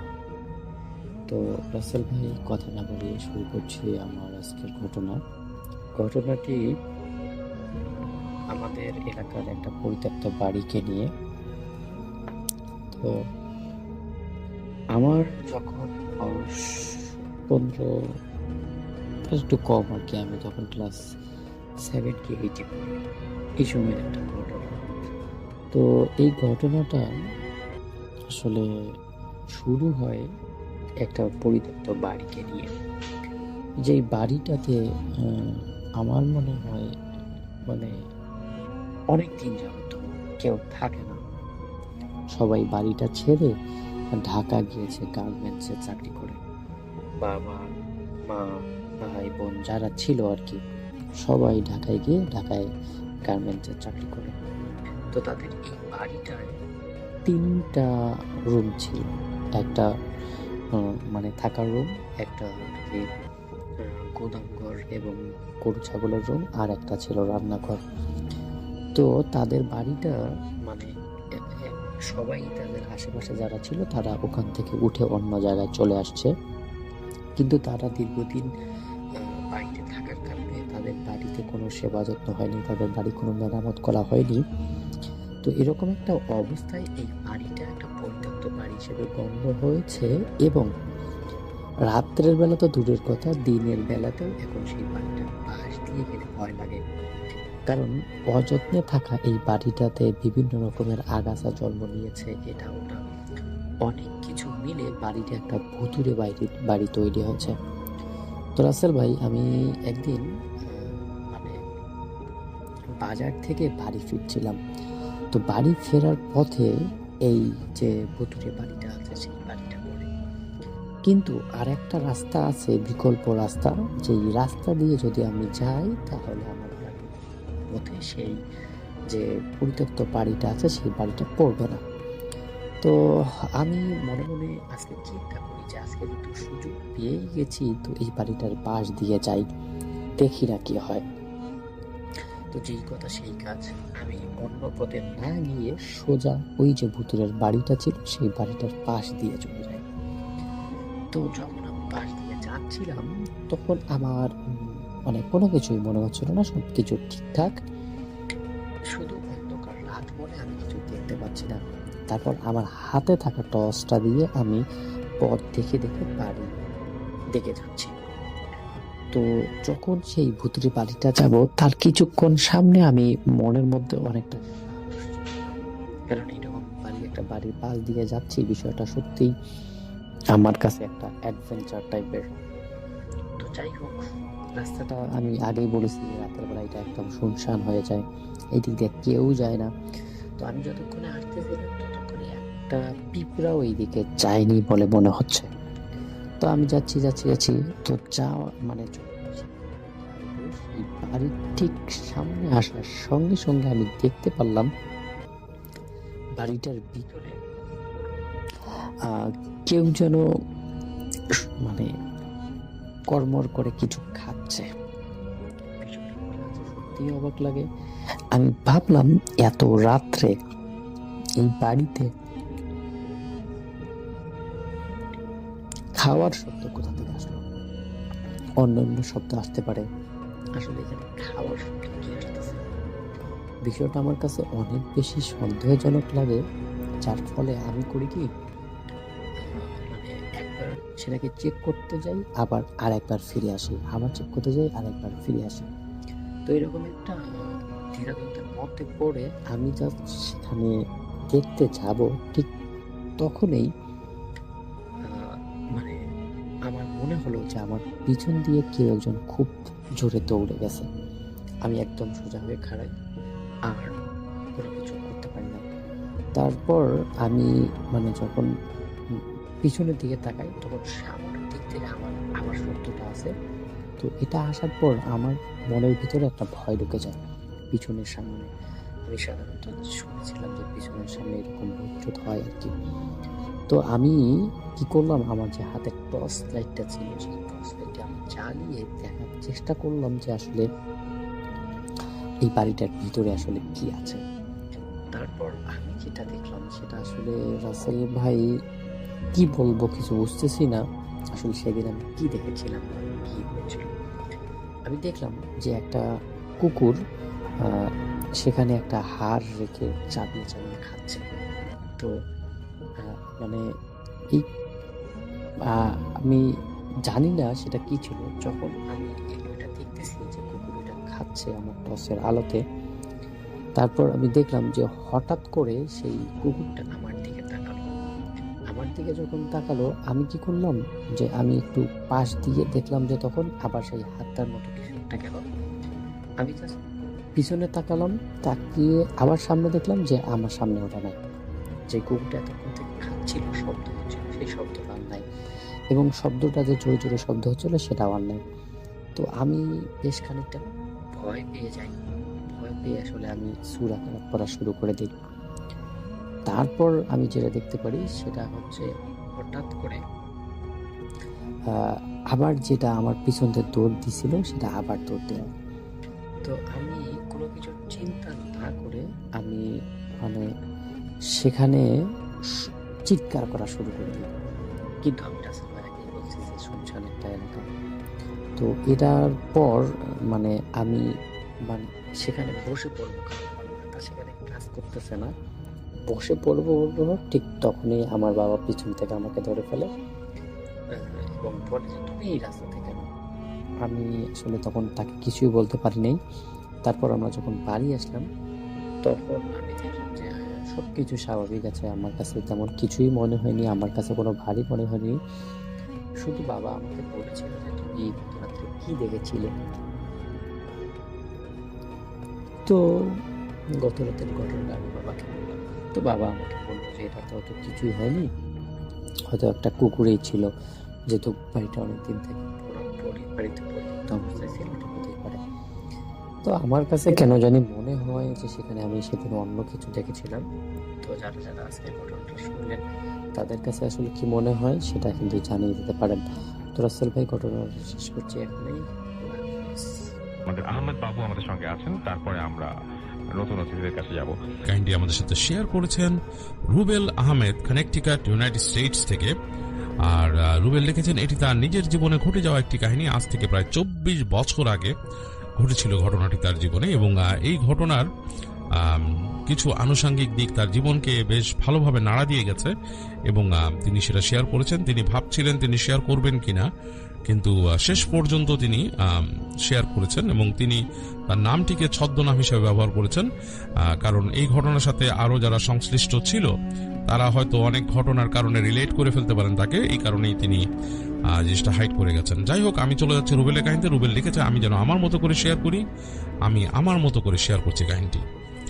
তো আজ থেকে 24 বছর আগে রুবেল তখন কেবল যুবক। তিনি এইচএসসি পাশ করেছেন তখন, এবং তিনি ঢাকা বিশ্ববিদ্যালয়ে পরীক্ষা দিয়েছেন ভর্তির জন্য, এবং তার ইচ্ছে ছিল ঢাকায় মুভ করে চলে আসা। তো তার মামার বাসা ছিল ঢাকাতে। তখন উত্তরা রিজনটা কেবল ডেভেলপ হচ্ছে, মানে তখন সেই জায়গাটা কেবল ডেভেলপ হচ্ছে। উত্তরা এখনকার মতো এত ডেন্সড, এত মানুষ, এত এত ঘনবসতি বা এত বিল্ডিং এগুলো কিছুই তখন ছিল না। বেশ খানিকটা গ্রামের মতো ছিল, অনেক অংশেই গ্রামের মতো ছিল। এবং সেখানে রুবেলের মামা থাকতো এবং তিনি তখন সেখানে এসছেন এবং তিনি সেখানে ভাড়া থাকেন উত্তরাতে। এবং রুবেল তার ইচ্ছে ছিল ঢাকায় এসে উত্তরাতেই থাকা, কারণ তার আসলে আর কোনো তেমন রিলেটিভ ছিল না। তো যাই হোক, এরকম সময় রুবেলের একটা জীবনে একটা পরিবর্তন আসে, সেটা হচ্ছে খুব আনন্দ ঘন পরিবর্তন, যেটা সে তখন ডাইভার্সিটি ভিসা, আমেরিকাতে ইউনাইটেড স্টেটসের ডাইভার্সিটি ভিসা অ্যাপ্লাই করেছিল। তো সেই ডাইভার্সিটি ভিসা তার অ্যাপ্রুভ হয় এবং তার কাছে চিঠি আসে এবং তার পুরো পরিবারই খুব আনন্দিত হয় ব্যাপারটাতে। তো মানে খুবই অসাধারণ সুযোগ, তার ক্যারিয়ার শুরু হচ্ছে কেবল। এই সময় যদি সে বিদেশে চলে যেতে পারে, তাও ইমিগ্রেন্ট ভিসা নিয়ে, এটা একটা বিশাল সুযোগ তার জন্য। তো রুবেল সেই সময় তার ভিসা সংক্রান্ত কাজের জন্য চলে আসে তার মামার বাসায় উত্তরায়। এবং যথারীতি উত্তরা তখন মূল শহর থেকে বেশ খানিকটা মানে দূরেই, কারণ তখন কমিউনিকেশনও আজ থেকে 24 বছর আগে এত সুন্দর ছিল না যে এইভাবে এত সহজে যাওয়া আসা করা যায়। তখন দেখা যেত যে তখনকার সময় এখন যেমন আধুনিক আমাদের এখানে বিভিন্ন রকম ক্যাব আছে, উবার আছে, এগুলো তো ছিল না। স্কুটারে চলাফেরা করা লাগতো অথবা বাস ছিল কিছু।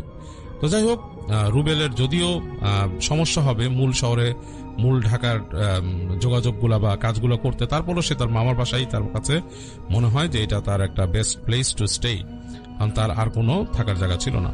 তো রুবেল চলে আসে সেখানে এবং এসে মামার বাসা ওঠে। তো তার মামার বাসাটা ছিল এরকম, এই বর্ণনাটা দিয়ে রাখা ভালো যে তার মামার বাসাটা ছিল একটা 6তলা দালান, কিন্তু 6তলা দালানের মানে অ্যাকচুয়ালি 3 তলা পর্যন্ত মোটামুটি কমপ্লিটেড এবং তারপরে 4 তলা 5 তলায় ফ্ল্যাট খালি, সেখানে আসলে কোনো মানে পুরো কিছুই তৈরি হয় নাই। 4 তলা 5 তলা জাস্ট ইনলাইন করে দেয়াল দিয়ে রাখা। এবং তারপর 6 তলায় যে সেখানেও 3টা ফ্ল্যাট, মানে প্রতি ফ্লোরে 3টা করে ফ্ল্যাট আছে। তো 6 তলায় যে 2টো ফ্ল্যাট খালি, মানে ওগুলো তৈরি হচ্ছে, দেয়াল করে রাখছে শুধু। আর এক পাশের একটা ফ্ল্যাট ওটা তৈরি হয়েছে যেখানে সেই রুবেলের মামা থাকে এবং খুব ছোট একটা ফ্ল্যাট। এবং তার উপরে গেলেই কিন্তু সেই ফ্ল্যাট থেকে আবার উপর দিকে গেলেই একটা সিঁড়ি ঘুরে যায় ছাদ, এবং ছাদের গোড়ায় টিনের একটা দরজা। এই হচ্ছে রুবেলের মামার বাসার বর্ণনা আর কি। আর সেই বাড়িতে সন্ধ্যার পর থেকে আলো জ্বলতো 3 তলা পর্যন্ত, তারপর কিন্তু 4 তলা 5 তলায় কোনো লাইট জ্বলে না।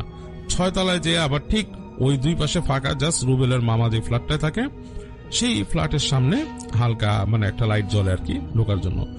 তো রুবেল তার ওই বাসায় যে উঠে এবং তার মামার সাথে তার বেশ ভালো ফ্রি সম্পর্ক, কারণ তার মামা আবার সেখানে তার মামিকে নিয়ে সবসময় থাকতো না, কারণ তার মামি প্রায়ই বাড়িতে যে থাকতেন। এবং রুবেলের মামা গুলশানে একটা কোম্পানিতে চাকরি করত।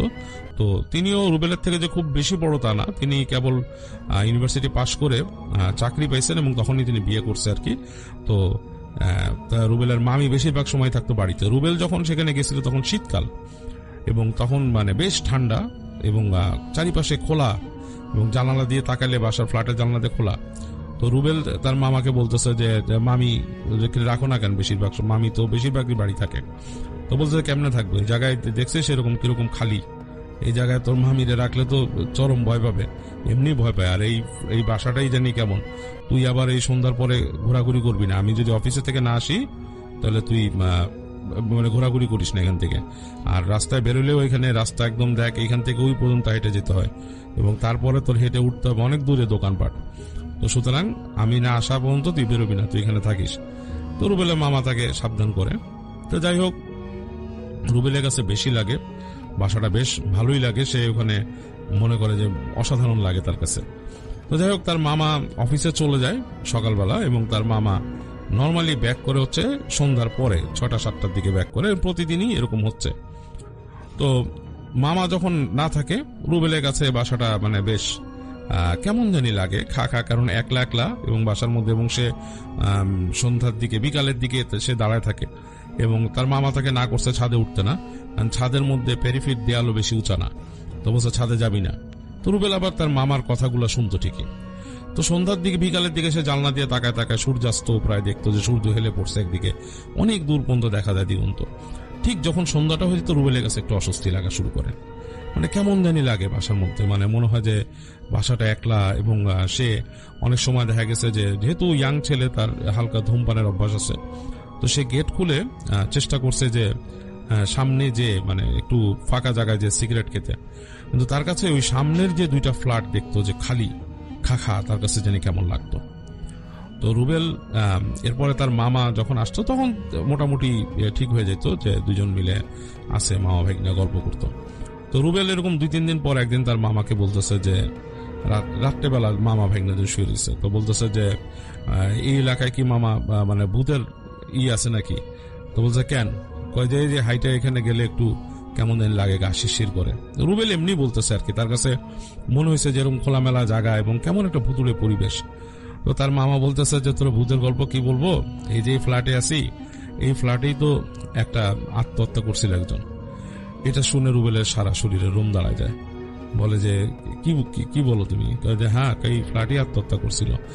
এই যে আমাদের যে তুই ওই পাশে তোর মামির যে বেডরুম, রুবেল তখন থাকতে হচ্ছে যে ড্রয়িং রুমের সাইডে, তাদের ড্রয়িং রুম ছিল, সেখানে রুবেল বিছানা বানায় নিছে, তার কোনায় একটা ম্যাট্রেসের মতো ফেলে সেখানে শোয়। তো বলছে তোর মামির যে বেডরুম আর কি, মানে আমি আর তোর মামি যে থাকি ওই রুমের মধ্যেই গলায় দড়ি নিয়ে ওখানে একটা থাকতো, কাপল থাকতো, তো সেই মহিলাটা গলায় দড়ি নিয়েছিল ওইখানে। তো রুবেলের কাছে বেশ অস্বস্তি লাগা শুরু করে কথাটা শোনার পর।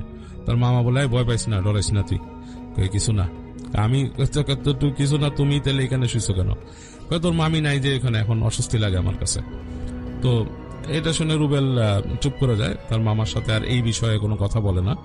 তো যাই হোক, ওই দিন রাত চলে যায়। ওই দিন থেকে রুবেলের কাছে বেশি অস্বস্তি লাগা শুরু করে এবং মানে সে মানে খুব মানে অস্বস্তি ফিল করে। এরপরে দিনের বেলা যখন তার মামা থাকে না, সে তার মামার রুমটা ভেজানো থাকে, সে ওই রুমের দিকে যায় না, তার কাছে অস্বস্তি লাগা শুরু করে। তো একদিন সন্ধ্যায় তার মামা বাসায় চলে আসছে, মানে ঠিক মাগরিবের পরপর চলে আসছে। তো রুবেলকে বলে যে আমার তো একটু বাড়ি যেতে হবে রে, আমার তোর মামি যাইতে হবে, তোর মামিকে নিয়ে আসবো আমি, তো তুই থাকতে পারবি তো 2 দিন? রুবেল বলে যে হ্যাঁ পারবো, কেন পারবো না, অসুবিধা কি? হ্যাঁ সব আছে এখানে, ফ্রিজের মধ্যেও খাবার দাবার আছে, বাজার আছে, তুই রান্না করে খাইস, আর আমি বাড়ি যাইতেছি, আজকে রাত্রেই চলে যাবো, এখান থেকে আমি যাচ্ছি, তো তুই থাকিস ভালো মতন, অসুবিধা নাই, কোনো সমস্যা নাই। আর যদি তোর একা একা ভয় টয় লাগে, তো তুই ওই যে 3 তলায় যে নক করিস, মানুষটা বলিস যে কোনো দরকার হইলে যে 3 তলায় মানুষ আছে, এদের সাথে কথা বলিস, আর চিন্তা করিস না। আর এখানে ওই যে কোনায় যে দোকান আছে, তারও আমি বলে দিছি, তোর যদি কিছু দরকার হয় ওখান থেকে নিয়ে নিস। এইভাবে রুবেলের মামা তাকে বলে যায়, একটু ইনস্ট্রাকশন দিয়ে বলে যে আমার আজকে যেতে হইব। তো রুবেল বলে যে ঠিক আছে, দাও, অসুবিধা নাই। তো তার মামা কিছুক্ষণের মধ্যে তার সাথে বসে মানে গল্প গুজব করে, তো খাওয়া দাওয়া করে তার মামা চলে যায়। তোর মামা বেরিয়ে যাওয়ার পর রুবেলের কাছে বেশ অস্বস্তি লাগা শুরু করে, কারণ রাতের বেলা সে পুরো বাড়িতে একা, তার কাছে আসলে এটার কোন রকমের মানে ডিফারেন্ট একটা ফিল। এই কয়দিন কিন্তু মামা ছিল এবং মামা তার সাথে কিন্তু ওই সেম রুমের মধ্যেই শুতো। মামা কিন্তু ওই রুমে যে শুতো না, মামার বেডরুমে শুতো না, তার সাথেই থাকতো ওখানে। তো আজকে হচ্ছে তার ফার্স্ট একা থাকার দিন এবং ফ্ল্যাটের মধ্যে, এবং তখন ওই বাড়ি এত ফাঁকা ছিল চারিপাশে, জানালা খুললে হু হু করে বাতাসে উড়ায় নিয়ে যেত, এবং সেখানে ফ্যানও চালানো লাগতো না রাতের বেলা। এবং তখন শীত পড়ে গেছে এবং বেশ ঠান্ডা ঠান্ডা একটা ভাব, ডিসেম্বর মাস, এবং ওই অঞ্চলটা বেশ ঠান্ডা হয়ে গেছে তখন।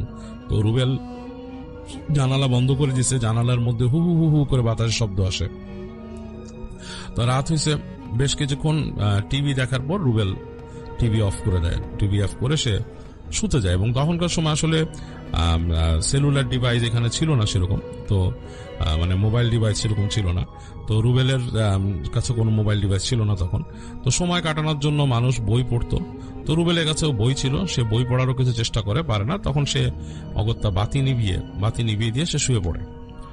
তো বাতি নিভে শুয়ে আছে, সময় যাচ্ছে অনেকক্ষণ, 1 প্রহর 2 প্রহর এমন করে সময় চলে যাচ্ছে আস্তে আস্তে।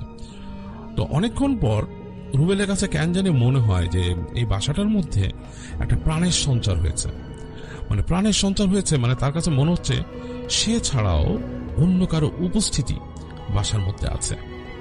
তো রুবেল চোখ মেলে, সে কিন্তু চোখ বন্ধ করে শুয়েছিল, ঘুম আসছে না, সে চোখ বন্ধ করে চোখ খুলে চোখ খুলে সে তাকিয়ে দেখে যে কিছুক্ষণ সময় লাগে অন্ধকারটা শুয়ে আসতে। তো এর মাঝে সে দেখতে পারে যে তার মাথার কাছে ছিল রান্নাঘর, এবং রান্নাঘরের জানালা দিয়ে হালকা আলো এসে পড়ছে, এবং বাইরের আলো হালকা এসে পড়ছে ফ্লোরে, এবং তার বাম পাশে এই পাশে জানালা আছে, সেই জানালা দিয়ে আলো এসে পাশে পড়ছে, মানে দুই পাশ থেকে আলো আসছে, এবং সেই আলোতে ঘরের মধ্যে হালকা একটা আলো আধারি সৃষ্টি হচ্ছে। এবং রুবেল বুঝতে পারে, মনে হয় মানে মানুষ যদি কেউ দাঁড়িয়ে থাকে, আসলে আপনারাও অনেকে খেয়াল করবেন যে মানুষ কিন্তু কারো উপস্থিতি থাকলে বোঝা যায়, মানে মনে হয় কেউ একটা আছে বা কিছু একটা আছে, অন্য একটা সত্তা আছে। তো রুবেলের কাছে এরকম মনে হচ্ছে যে তার জানালার কাছে, মানে তার মামার যে বেডরুম, সে বেডরুমের দরজার কাছে মনে হচ্ছে কেউ একজন আছে, এবং সে মাঝে মাঝে কেমনটা শব্দ পাচ্ছে। শব্দটা কাইন্ড অফ লাইক কেউ যদি পা উপর ভর করে দাঁড়িয়ে থেকে এই পা থেকে ওই পায়ে যায় বা ঢোক গেলে, এরকম একটা শব্দ। রুবেলের কাছে প্রচন্ড অস্বস্তি লাগা শুরু করে, এবং তার শরীরটা কেমন জানি মনে হচ্ছে যে মানে আড়ষ্ট হয়ে যাচ্ছে, তার কাছে বেশ অস্বস্তি লাগা শুরু করে। সে আসলে ব্যাপারটা মানে মেনে নিতে পারছে না, কেমন জানি লাগছে তার কাছে। এবং সে তখন আস্তে আস্তে কিছু দোয়া পড়ে, মনে মনে দোয়া পড়ে সে চিন্তা করে যে আমি শুয়ে পড়ি। চোখ বন্ধ করে সে দোয়া পড়তে থাকে। তো একসময় দোয়া পড়তে পড়তে পড়তে তার মানে ঘুম এসে যায়, তো সে ঘুমিয়ে যায়। তখন আর সে ওইটা বদল করে না, বাট অনেকক্ষণ পর তার ঘুম ভাঙে, এবং ঘুম যখন ভাঙে সে অবাক হয়ে যায় যে তার শরীরে সে যে একটা লেপ নিয়েছিল, সেই লেপটা তার শরীরে নেই, এবং লেপটা অ্যাকচুয়ালি তার যে বিছানা বা তার যে ম্যাট্রেস, যে সে একটা জাজিমের উপর ঘুমাতো সেখানেও নাই। সে লেপটা পড়ে আছে দূরে, এবং সে খেয়াল করে দেখলো যে সে একটা গেঞ্জি পরা ছিল, তার গায়ে গেঞ্জিও নাই, সে খালি গায়ে পড়ে আছে, লেপটা দূরে পড়া, এবং সে শীতে থরথর করে কাঁপছে। সে এই প্রচন্ড ঠান্ডাতেই সে উঠে গেছে। তো রুবেল উঠে থরথর করে কাঁপতে কাঁপতে সে প্রথম আবিষ্কার করে যে নিজের গায়ে কাপড় নাই, মানে গায়ে জামা নাই, গেঞ্জি পরে ঘুমাইছে, গেঞ্জি নাই। এবং তারপরে সে আবিষ্কার করে তার লেপটা দূরে, এবং এটা ওই জানালা দিয়ে আলো পড়ছে, লেপের উপরে পড়ছে, সাদা রঙের লেপ, এবং এটা দেখা যাচ্ছে যে লেপটার উপরে আলো এসে পড়ছে। তো রুবেল লেপটার দিকে তাকায় একটু চমকায় উঠে, কারণ আলো এসে পড়ছে, তো লেপটা একটু মানে হয়ে পড়ে আছে, মানে একটা এক জায়গায় মানে পোটলার মতো পড়ে আছে। তার কাছে ফার্স্টে একটু অস্বস্তি লাগছে, মনে হচ্ছে কি এটা। তো পরে সে বুঝতে পারে এটা লেপ, আলো আধারিতে। তো সে উঠে সাথে সাথে তার গেঞ্জিটা দেখে পাশে পড়া, সেটা সে গায়ে দেয়। সে চিন্তা করে আমি গেঞ্জি কখন খুলছি আর লেপ কখন ফেলছি। একবার তার মনে হয় যে এমন কি হবে যে আমার ঘুমের মধ্যে অনেক গরম লাগছিল, আমি নিজের অজান্তে লেপ ফেলে দিছি, তারপর গেঞ্জিটাও খুলে ফেলছি, প্রচন্ড গরম লাগায়, হতেই পারে এরকম। সে চিন্তা করে সে উঠে, তারপর চিন্তা করে এখন তো কাঁপতেছি ঠান্ডায়। তো এরকম চিন্তা করতে করতে সে হেঁটে উঠে যে অন্ধকারের মধ্যেই সে চলে যায় তার সুইচের কাছে, লাইট জ্বালে দেখে লেপটা পড়ে আছে ওখানে। তো লেপটা যে পড়ে আছে, সে চিন্তা করে একবার যে আমি খাটের থেকে, মানে আমি যেখানে শুয়ে আছি যে জাজিমের কাছে, এখান থেকে যদি আমি লেপটা ছুঁড়েও মারি, এটা তো অনেক ফোর্স দিয়ে মারা লাগবে, আমি কেমনে এত ফোর্স দিয়ে মারলাম। এগুলো চিন্তা করতে করতে সে লেপটা হাত দেয়। তো লেপটা হাত দিয়ে সে তার বিছানার দিকে আনবে, এই সময় তার মনে হয় যে তার যে বাসার দরজার বাইরে দিয়ে যে ছাদের যে দরজাটা টিনেরটা, এটা ঢান ঢান করে বাড়ি খাচ্ছে, মানে বাতাসের চোটে একবার এসে ঠাস ঠাস করে বাড়ি লাগতেছে, এবং মানে বেশ জোরেই হচ্ছে শব্দটা। মানে দরজাটা ছিল টিনের উপর, কাঠের ফ্রেমের উপর টিন লাগানো আর কি, টিনের দরজাতে, সেটা মনে হচ্ছে ঠাস ঠাস করে বাড়ি খাচ্ছে। তো রুবেল চিন্তা করলো যে এটা তো সারা দিন সন্ধ্যা কোনো সময় এরকম ছিল না, আজকে এরকম বাড়ি খাচ্ছে কেন। তো খুব মানে সে চিন্তা করে, কিন্তু তার সাহস হয় না আসলে বাসার থেকে বেরোনোর। তো সে লেপটাকে টেনে নিয়ে আসে, এসে এনে তার বিছানায় সে শুয়ে পড়ে আবার লেপ গায়ে দিয়ে, এবং আলো আর নিভায় না, বাতি আর নিভায় না। তো যাই হোক, তো অনেকক্ষণ শুয়ে থাকার পর তার ঘুম চলে আসে। তো এই সময়ও তার কেন জানি আবার মনে হতে থাকে যে তার মাথার কাছে যে সেই রান্নাঘরের যে দরজার পাশে, তার মামার বেডরুমের দরজার কাছে কেউ আছে, এরকম তার কাছে একটা ফিল হতে থাকে। তো যাই হোক, এরকম ফিল নিয়ে সে শুয়ে থাকতে থাকতে এক সময় অনেক দূর থেকে ফজরের আজানের শব্দ শুনে, এবং শব্দ শোনার পর তার কাছে একটু মনে শান্তি লাগে। তো রুবেল ওই সময় ঘুমায় যায়, সে আর করে না, সে ঘুমায় যায় আজান শোনার পরে। তো যাই হোক, পরে কতক্ষণ ঘুমাইছে বলতে পারবে না, দিনের বেলা দিন হয়, উঠে সে ঘুম থেকে উঠে দেখে দিনের আলো ফুটে গেছে, রাতের ভয় আর কিছুই নাই। তো মোটামুটি সে তার ঘরের মধ্যে সব গুছাটুছায় রেখে সে হাতে একটা সিগারেট নিয়ে সে বের হয় ঘর থেকে। বের হয়ে সে তার সিঁড়ি ঘরে যায়, উঠে সে উপরে যায়, যে দরজাটা যে মানে বাড়ি খাচ্ছিল ঘটনা কি। তো সে দরজার মধ্যে যে দেখে দরজাটা সুন্দর করে এই তার দিয়ে মানে গুনা দিয়ে কেউ বেঁধে রাখা।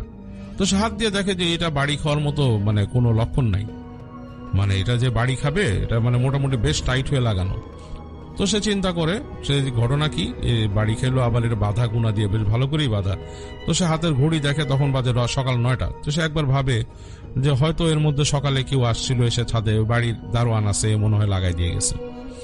তো এই চিন্তা করে সে আবার বাসায় চলে আসে। তো যাই হোক, ওই দিন রুবেল বাসার থেকে বের হয়, তার টুকিটাকি দোকানে কাজ টাজ থাকে সেগুলো সেরেতে চলে আসে, এবং সে বাসায় এসে ঢুকে বিকালের পরে, এবং যথাক্রমে সন্ধ্যা আসে এবং রাত হয়।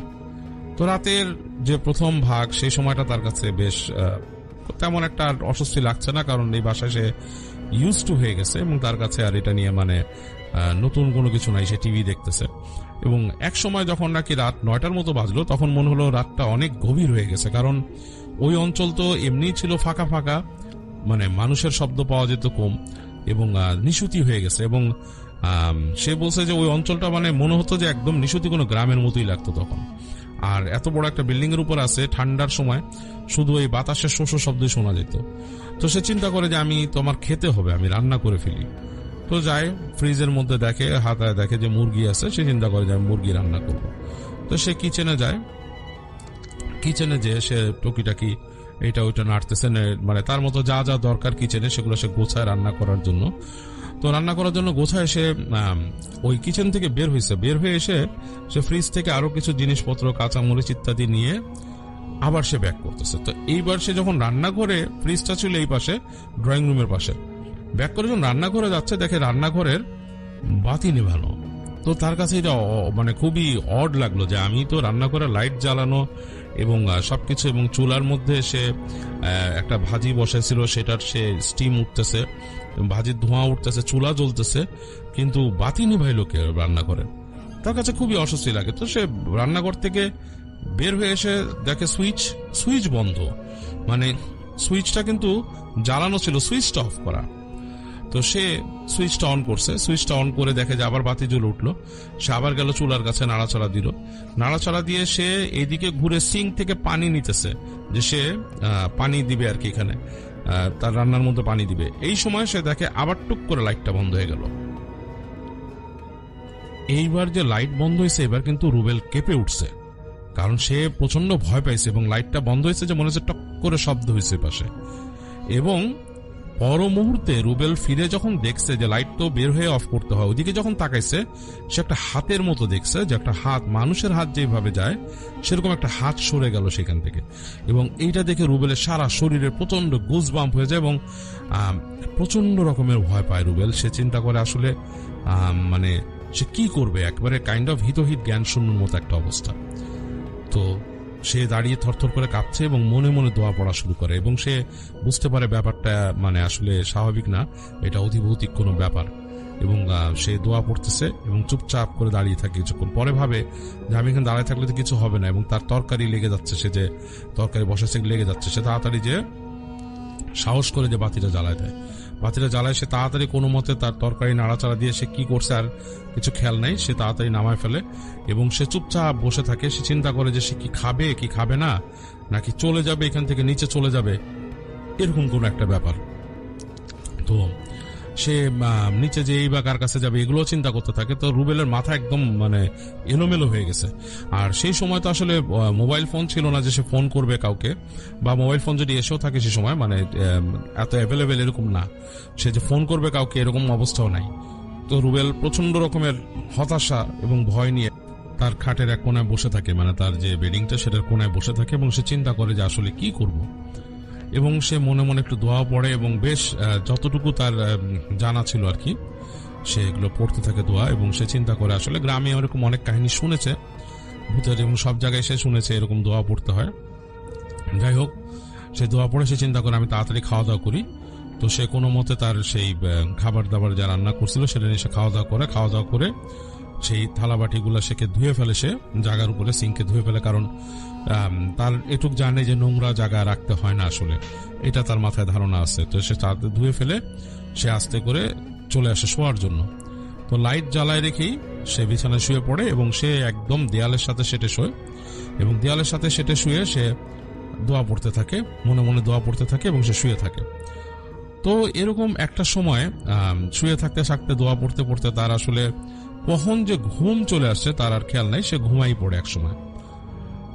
যথারীতি অনেকক্ষণ পর তার হঠাৎ করে ঘুম ভাঙে এবং ঘুম ভেঙে সে তাকিয়ে দেখে রুমটা অন্ধকার, রুমের মধ্যে কোনো বাতি নেই এবং অন্ধকারে কিন্তু কয়েক সেকেন্ডের জন্য রুবেল চমকায় উঠে এবং সে ভয় পেয়ে যায়। সে চিন্তা করে যে মানে বাতি কে নিভালো, তার স্পষ্ট মনে আছে যে সে বাতি জ্বালায় ঘুমাইছিল এবং সে মনে করতে থাকে, সে বুঝতে পারে যে তার রুমের ভিতরে কেউ একজন আছে, সেই রুমের মধ্যেই কেউ একজন আছে, যে রুমের মধ্যে রুবেল শুয়েছিল সেই রুমের মধ্যেই কেউ আছে এবং রুবেলের কাছে অস্বস্তি লাগতে থাকে। এবং একসময় আলো আঁধারি যখন শুয়ে আসে সে তখন শুনতে পায় উপরে সেই যে ছাদের দরজাটা ঢম ঢম ঢম ঢম বাড়ি খাচ্ছে, ধাম ধাম করে বাড়ি খাচ্ছে এবং সে দেখতে পায় এবার আলো আধারির মধ্যে মানে যেই পাশে দিয়ে আলো আসছে জানালা দিয়ে বাইরে, এই পাশে জানালায় কিন্তু তাদের সেই যে রুমটায় থাকতো ওই পাশে জানালার মধ্যে পর্দার সব পার্ট ছিল না, মানে 3টা পার্ট মনে হয়, একটা পার্ট কম ছিল, আলো কম আসতো, মানে আলো বেশি, আলো এসে পড়তো বাইরের। সে তাকিয়ে দেখে যে সেই আলো আর এই পাশে অন্ধকারের মধ্যে সে একটা ছায়া মূর্তি দেখে। ছায়া মূর্তিটা একটা মানুষের মতো হাইট হবে এবং অন্ধকার, মানে ঘুটঘুটে একটা অন্ধকার, অন্ধকারের মধ্যে আরো অন্ধকার এবং রুবেল অনেকক্ষণ তাকায় থেকে সে ভয় পাওয়া শুরু করে এবং হঠাৎ করে তার মনে হয় যে সেই ছায়া মূর্তিটা তার সাথে কমিউনিকেট করার চেষ্টা করতেছে, কথা বলার, এবং সে কিন্তু তার মাথার মধ্যে স্পষ্ট নারী কণ্ঠে কথা শুনতে পায় এবং আসলে তাকে কি বলেছিল সেটা তার মনে নাই। সে হঠাৎ করে খেয়াল করে যে সেই যে অন্ধকারটা আস্তে আস্তে আস্তে তার বিছানার দিকে চলে আসে এবং তার একদম কাছে চলে আসে এবং যখন নিচু হয় সেটা, তখন রুবেলের আর কিছুই মনে নেই, মানে রুবেল সে বলতে সে হয় ঘুমিয়ে গেছে বা তার মানে মানে অ্যাকচুয়ালি সে ফেইন্ট হয়ে গেছে, এরকম কিছু একটা। তো যাই হোক, তার আর কিছু মনে নাই। তার ঘুম ভাঙে দিনের আলোতে, তখন অলরেডি আলো ফুটে গেছে এবং যখন আলো ফুটছে এবং সে দেখতেছে চারিপাশে, তাকায়, ঘুম ভাঙে তাকায় এবং যথারীতি তার লেপ নাই তার শরীরে, তার যে গেঞ্জি পরেছিল সেটাও নাই শরীরে এবং রুবেল বেশ অস্বস্তি ফিল করে, কারণ ঠান্ডায় তার বেশ ঠান্ডা লাগতেছে এবং তার মানে কেমন জানি গলা বসে গেছে এরকম একটা ভাব। তো রুবেল বেশ বেশ অস্বস্তি ফিল করা শুরু করে, সে বুঝতে পারে না যে আজকেও কি হইল এরকম। তো যাই হোক, ঘুম থেকে উঠে রুবেল আস্তে ধীরে নিজে ফ্রেশ হয় এবং তার কাছে খুব দুর্বল লাগতেছে শরীরটা। সে বের হয়ে যে মনে হচ্ছে যে সে খুব টায়ার্ড। সে উঠে যায়, সেই বাড়ির ছাদে যায় আবার আজকে যে দেখে যে ছাদটার যে তার দিয়ে বাধা দেখছিল, একটা তার দিয়ে শক্ত করে, সেই তারটা মনে হচ্ছে কেউ টান দিয়ে সোজা করে ফেলছে, মানে হ্যাচকা টানে লাইক সোজা হয়ে গেছে, মানে কোনো কিছু যদি খুব জোরে টান দিয়ে সোজা করা হয় সেরকম, কিন্তু এই তারটা কিন্তু এরকম সোজা হওয়ার কথা না, এটা খুব ফোর্সের দরকার। তো দেখলো সে এবং দেখলো যে তারটা একদম সোজা হয়ে গেছে, টানে যে জায়গায় বাধা ছিল বাধা নাই। রুবেল আজকে প্রথম ছাদ ঠেলে ছাদে যায় এবং ছাদে যে চারিপাশে দেখে যে চারিপাশ ফাঁকা, একদম সেই ধুধু করছে। তো যাই হোক, রুবেল চলে আসে বাসায়, আবার ওখান থেকে বাসায় চলে আসে, বাসায় এসে তার মতো সে সময় কাটায় এবং সময় কাটায় সে দুপুরের দিকে সে বের হয়, বাসা থেকে বের হয়ে যায় যে তার মামাকে ফোন করে, সে ওখানে দোকান ছিল, সেই দোকানে যে ফোন করে তার মামাকে এবং তার মামার সাথে কথাবার্তা হয়, তার মামা বলে ফিরে আসছি।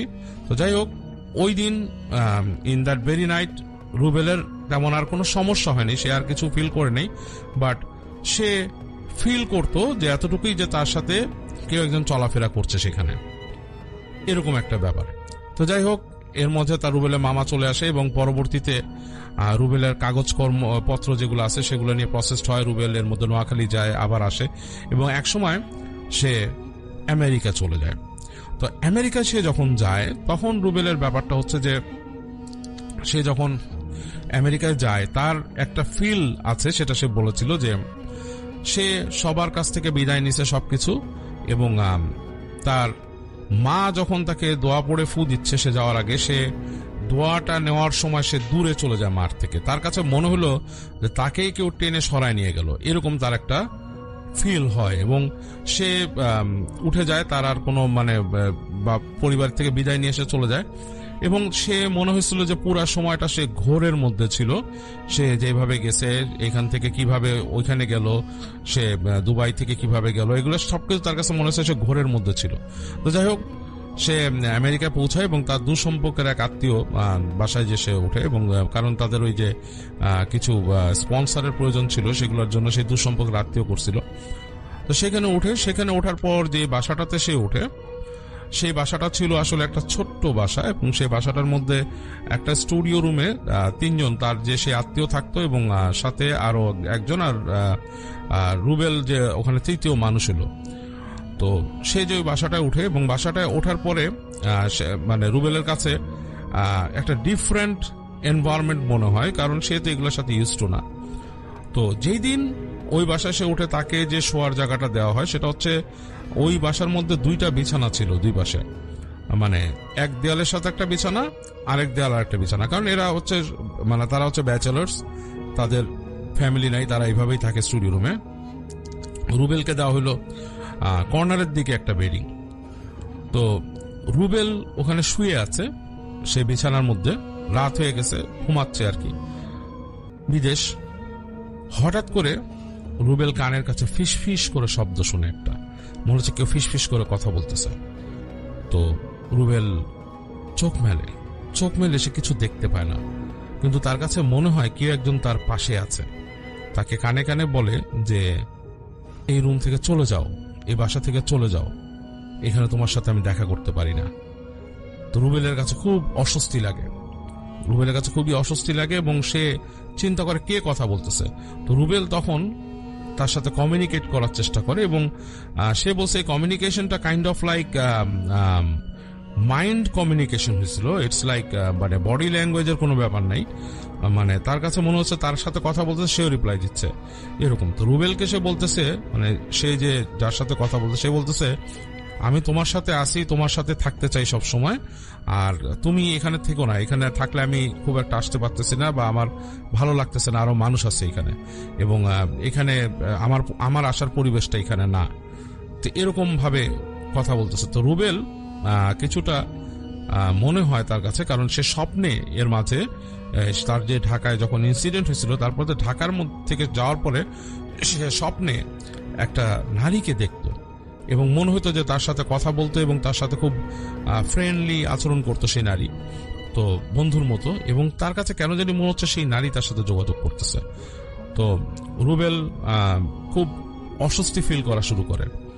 তো যাই হোক, সে এরকম ছটফট করতেছে। তো সে দেখে যে তারপরে একটা সময় তার ঘুম আসতেছে না ঠিক মতো, সে দেখে যে একটা সময় সে নামাজের টাইম হয়ে গেছে, এবং তার যে রুমমেট 2 জন, সেই 2 জন রুমমেট তারা ঠিকই একজন উঠলো, তারপর আরেকজন উঠলো, 2 জন উঠে নামাজ পড়লো। তো রুবেলের কাছে মানে এই তারা যে নামাজ পড়ছে এই জিনিসটা রুবেলের কাছে ভালো লাগছে, কিন্তু রুবেল নিজে তো তখন এরকম ধর্মীয় প্র্যাকটিস করতো না। কিন্তু সে তখন একটা জিনিস রিয়েলাইজ করলো রুবেল নিজে, যে সামথিং তার মধ্যে কিছু একটা আছে, বা তাকে কিছু একটা ভর করে আছে, যেটা মানে আসলে যেটা হয়তো জিন ভূত টাইপের কিছু, বা এরকম কিছুই সে চিন্তা করতেছে। এবং রুবেল এটা রিয়েলাইজ করতেছে যে সে স্বপ্নে যাকে দেখতো সেটা সম্ভবত ওরকম কিছুই একটা। রুবেল এটা বোঝা শুরু করে, এবং সে মনে করে যে এই যে ওনারা এখানে নামাজ কালাম করতেছেন, হয়তো ওনারা নামাজি মানুষ, কারণ এই ফজরের ওয়াক্তে বিদেশে তারা নামাজ পড়তেছে উঠে, তো সুতরাং অবশ্যই তারা নামাজ পড়ে, নামাজ কালাম করেন, এবং এই কারণেই মনে হয় তার সাথে ওই জিনিসটা আসতেছে না, বা তাকে এরকম করতেছে। এবং রুবেল তখন আরেকটা জিনিস ফিল করে, সে যখন নাকি নোয়াখালীতে ব্যাক করে গেছিল, সে তার বাবার আশেপাশে ঘেঁষতে চাইতো না খুব একটা, বা কোনো একটা জিনিস তাকে তার বাবার আশেপাশে যেতে দিত না, কারণ তার বাবা ছিল খুব নামাজ কালামী মানুষ এরকম। তো মানে খুব প্র্যাকটিসিং একজন মুসলিম ছিল, তার বাবা নামাজ পড়তো, এবং এই কারণে তো রুবেল এই জিনিসটা অনুধাবন করা শুরু করে, এবং তার ভেতরে যে এই যে কেউ কথা বলতেছে বা তার সামনে আসতেছে, সেই জিনিসটা বুঝতে পারে। তো এখানে একটা জিনিস আমার কাছে রুবেলের কাহিনীতে একটাই মানে ব্যাপার মনে হয়েছে, যে রুবেল ওই জিনিসটার সাথে বা তার সাথে যে এন্টিটিটা ছিল, সে যে কমিউনিকেট করতো তার সাথে, মানে মেন্টালি কমিউনিকেট করতো, এই ব্যাপারটা আমার কাছে মানে বেশ মনে হয়েছে যে এটা একটা ইনফরমেটিভ জিনিস। যাদের সাথে এই ধরনের ব্যাপার আছে তারা নিশ্চয়ই মেন্টালি কমিউনিকেট করে এই জিনিসগুলোর সাথে। তো যাই হোক, তো রুবেল তখন চিন্তা করে যে আসলে মানে এটা না বললেও তো হবে না, কিন্তু সে একটা অদৃশ্য টান অনুভব করে। সে মনে করে তার মধ্যে কেমন জানি একটা ফিল চলে আসে যে সে চায় না যে তার সাথের জিনিসটা তার থেকে চলে যাক বা সামথিং লাইক দ্যাট। তো যাই হোক, রুবেল সেখানে কয়েকদিন থাকার পর রুবেল এখানে একটা চাকরি পায় এবং সেই চাকরিটা ছিল একটা ক্যান্ডি স্টোরে। মানে সেখানে paper, news paper, candy, cigarettes এগুলো বিক্রি হয়, কফি বিক্রি হয়, একটা ছোট্ট ক্যান্ডি স্টোরের মতো। এখানে কফি স্টেশনও আছে। তো রুবেল সেখানে কাজ পায়। তো সে কাজ করতেছে এবং রুবেল একটা মানে আশ্চর্য চেঞ্জের মধ্যে দিয়ে যায় যখন ওখানে কানেকটিকাটে সে যখন নাকি ফিল করলো তাকে এসে বলতেছে এখানে থাকবা না, এখানে থাকবা না, তখন সে একটা আশ্চর্য চেঞ্জের মধ্যে দিয়ে যায়। তার মধ্যে একটা ব্যাপার ঘটছিল যে সে যেটা করতো, বাসায় ব্যাক করে সেই বাড়িতে উঠে যেত, সে সিঁড়ি দিয়ে উঠে ওই বাড়ির যে টপ ফ্লোরের কাছে ছাদে ওঠার একটা জায়গা ছিল, সেই জায়গাটাতে আসলে সবাই জানা, ছাদগুলোতে আসলে সবাই যাওয়ার পারমিশন নেই। তো সেই ছাদে ওঠার একটা জায়গা ছিল, ছোট্ট একটা সিঁড়ির মতো, ওই জায়গায় কেউ যেত না। তো রুবেল ওখানে যে বসে থাকতো চুপচাপ, এবং রুবেল সে ফিল করতো, এটা আসলে সে বাস্তবে ঘটতো কিনা সে জানে না, সে যেটা বলছে যে সে ফিল করতো যে তার কাছে কেউ একজন আসতো, একটা নারী আসতো এবং তার সাথে সময় কাটাতো অনেকক্ষণ। তো এটা সে ফিল করতো। তো এবং ব্যাপারটা বেশ ভৌতিকভাবেই ঘটতো। সে বলছে যে সে ফিল করতো যে সিঁড়ির কোণা দিয়ে ছায়ার মতো উঠে আসতেছে কিছু একটা এবং এসে তার সাথে এসে কথা বলতো, এবং কথাটা সে লাইক এই ধরনের কমিউনিকেশন হতো, মেন্টাল কমিউনিকেশন। এবং কেউ যদি ওখান থেকে আসতে থাকতো এবং সেটা সরে যেত, সেটা থাকতো না সেখানে। তো যাই হোক, রুবেল এরকম ক্যান্ডি স্টোরে কাজ পায় এবং সে সেখানে কাজ করতেছে। তো এরকম সময় একদিন যেটা হয় যে একজন ফাদার সেখানে আসে, ফাদার কফি কিনতে আসে। তো সামহাউ ফাদার সে কফিটা কিনে তার সাথে কথা বলে তাকে যখন নাকি টাকা দিতে চায়, মানে রুবেল তাকে বলে যে এত, এবং ফাদারটা তাকে টাকা দিতে যে রুবেলের দিকে অনেকক্ষণ তাকায় থাকার পর রুবেল একটু অস্বস্তি ফিল করতে থাকে ফাদারের সে চাউনিতে। তো ফাদার খুব সুন্দর করে তার দিকে তাকায় শান্তভাবে বলে, Satan is sitting next to you. Please seek help from God. Please get help from your people. বলে তিনি আর কোনো কথা বলেন না। তাকে মানে তার টাকাটা দিয়ে, কফির টাকাটা দিয়ে তিনি বুকে ক্রস রেখে বেরিয়ে যান সেখান থেকে। তো রুবেলের কাছে বেশ অস্বস্তি লাগে। সে আসলে সে কিন্তু মোটামুটি একটু অ্যাডভান্স ছিল রুবেল, কারণ রুবেল অনেক সেই সময় বই পড়তো, অনেক মুভি দেখতো VHS টাইপে। তো তার মানে আইডিয়াস ছিল যে হরর মুভিজ এন্ড স্টাফ সম্বন্ধে। তো রুবেল তখন চিন্তা করা শুরু করে যে আসলে কি তার ভেতরে কোনো অস্বাভাবিকতা এসছে, বা সে যা করছে এটা কি আসলেই সে কি পজেসড, সেরকম ভাবা শুরু করে। তো যাই হোক, রুবেল তখন চিন্তা করে যে আসলে আমি এটা একটা হেল্প আমার দরকার। তো সে তখন ওই দিন তার কফি শপ থেকে বের হয়ে সে যখন তার বাসায় আসতে থাকে, সে অনেক রকমের হুইসপার শুনতে পায় তার কানে। মনে হচ্ছে যে তার কানের কাছে বাতাস যাচ্ছে, অনেক কিছু বলার চেষ্টা করতেছে তাকে। এবং রুবেল কিন্তু আসলে মানে বেশ রকমের ভয় পায় তখন, যে মানে আসলে কি হচ্ছে। এবং সে অনেকবার তার মনে হয় যে সে ব্যালেন্স হারায় ফেলতেছে, এরকম লাগে। এবং তাকে বারবার মানে মনে হচ্ছে কেউ ইশারা করতেছে যে পাশের যে ডার্ক এলি, মানে ছোট ছোট গলি আছে বাসার পেছনে, সেখানে ডাম্পস্টার গুলো মানে ময়লার ক্যান গুলা থাকে, সেদিকে ঢোকার জন্য। তো রুবেল বেশ অস্বস্তি ফিল করতে থাকে এবং সে নিজেকে অনেক কন্ট্রোল করে, সে নিজেকে না না বলতে বলতে সে চলে আসে বাসায়। এবং ওই দিন সে বাসায় এসে সে আর সেই স্টেয়ার কেসে উঠে না, সে সরাসরি বাসায় ঢুকে যায়। তো বাসায় ঢুকে সে তাদের যে রুমমেট একজনকে পায়। তো যাই হোক, ওনার নামটা উনি রুবেল নিজেও রাখছে, আমিও রাখলাম। যাই হোক, রুমমেট একজনকে পায়। সে যে রুবেল তাকে যে বলে যে ভাই আমার সাথে একটু কথা বলবো, আপনার সাথে কথা বলতে চাই। তো বলে কি কথা বলবো। তো রুবেলের এটা হচ্ছে সেই যেই আত্মীয়তাকে স্পন্সর করছে সে না, মানে তার রুমমেট যে ছিল সে। তো তাকে বলে যে আমার তো কিছু সমস্যা আছে, তো সমস্যাটা আপনাকে বললে হয়তো আপনি কিছুটা বুঝতে পারবেন। তো তিনি বলে কি সমস্যা। তখন রুবেল তার সাথে বলে যে আমার মনে হয় যে আমার সাথে কোনো এরকম আসর আছে সেই কাহিনী। তো সেই লোক, তো তিনি আসলে ধার্মিক লোক, তো তিনি মোটামুটি রুবেলের প্রবলেমটা কিছুটা বুঝেন এবং রুবেলকে তখন তিনি বলেন যে আমি তোমাকে ঝেড়ে দিচ্ছি এবং আমি আজকের থেকে এই রুম বন্ধ করে দিতেছি। তুমি তো আমাকে বলো নাই। তো যাই হোক, আমি রুম বন্ধ করে দিতেছি এবং তোমাকে আমি এই যে নেক্সট দিনে তোমাকে আমি এখানকার একটা মসজিদ আছে সেখানকার ইমাম সাহেবের কাছে নিয়ে যাব।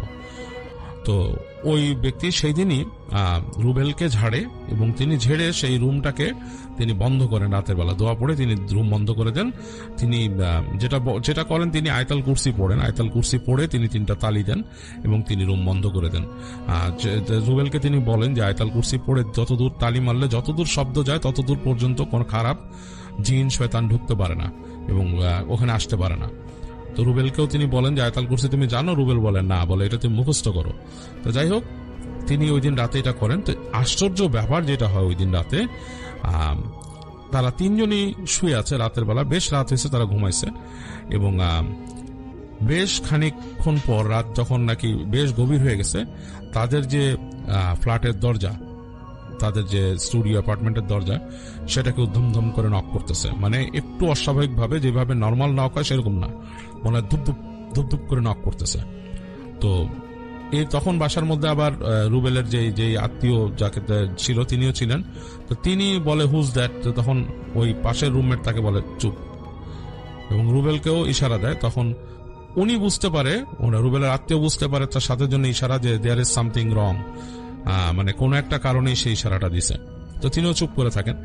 তো কয়েকবার নক হয়, কোনো কেউ দরজা খোলে না এবং অনেকক্ষণ পর দেখা যায় ঠিক দরজার বাইরে প্রচন্ড রকমের বিড়ালের, মানে বিড়াল যেভাবে রাগ করলে যেরকম প্রচন্ড জোরে ডাকতে থাকে সেরকম ডাকতেছে দরজা কাছে, এবং মনে হচ্ছে দরজার উপরে এসে আশ্রয় পড়তেছে বিড়াল, মানে প্রচন্ড রকমের। তো যাই হোক, ওই দিন আর রাতটা এরকম পার হয়ে যায়, অনেকক্ষণ এরকম যায়, এরকম শব্দ হয়।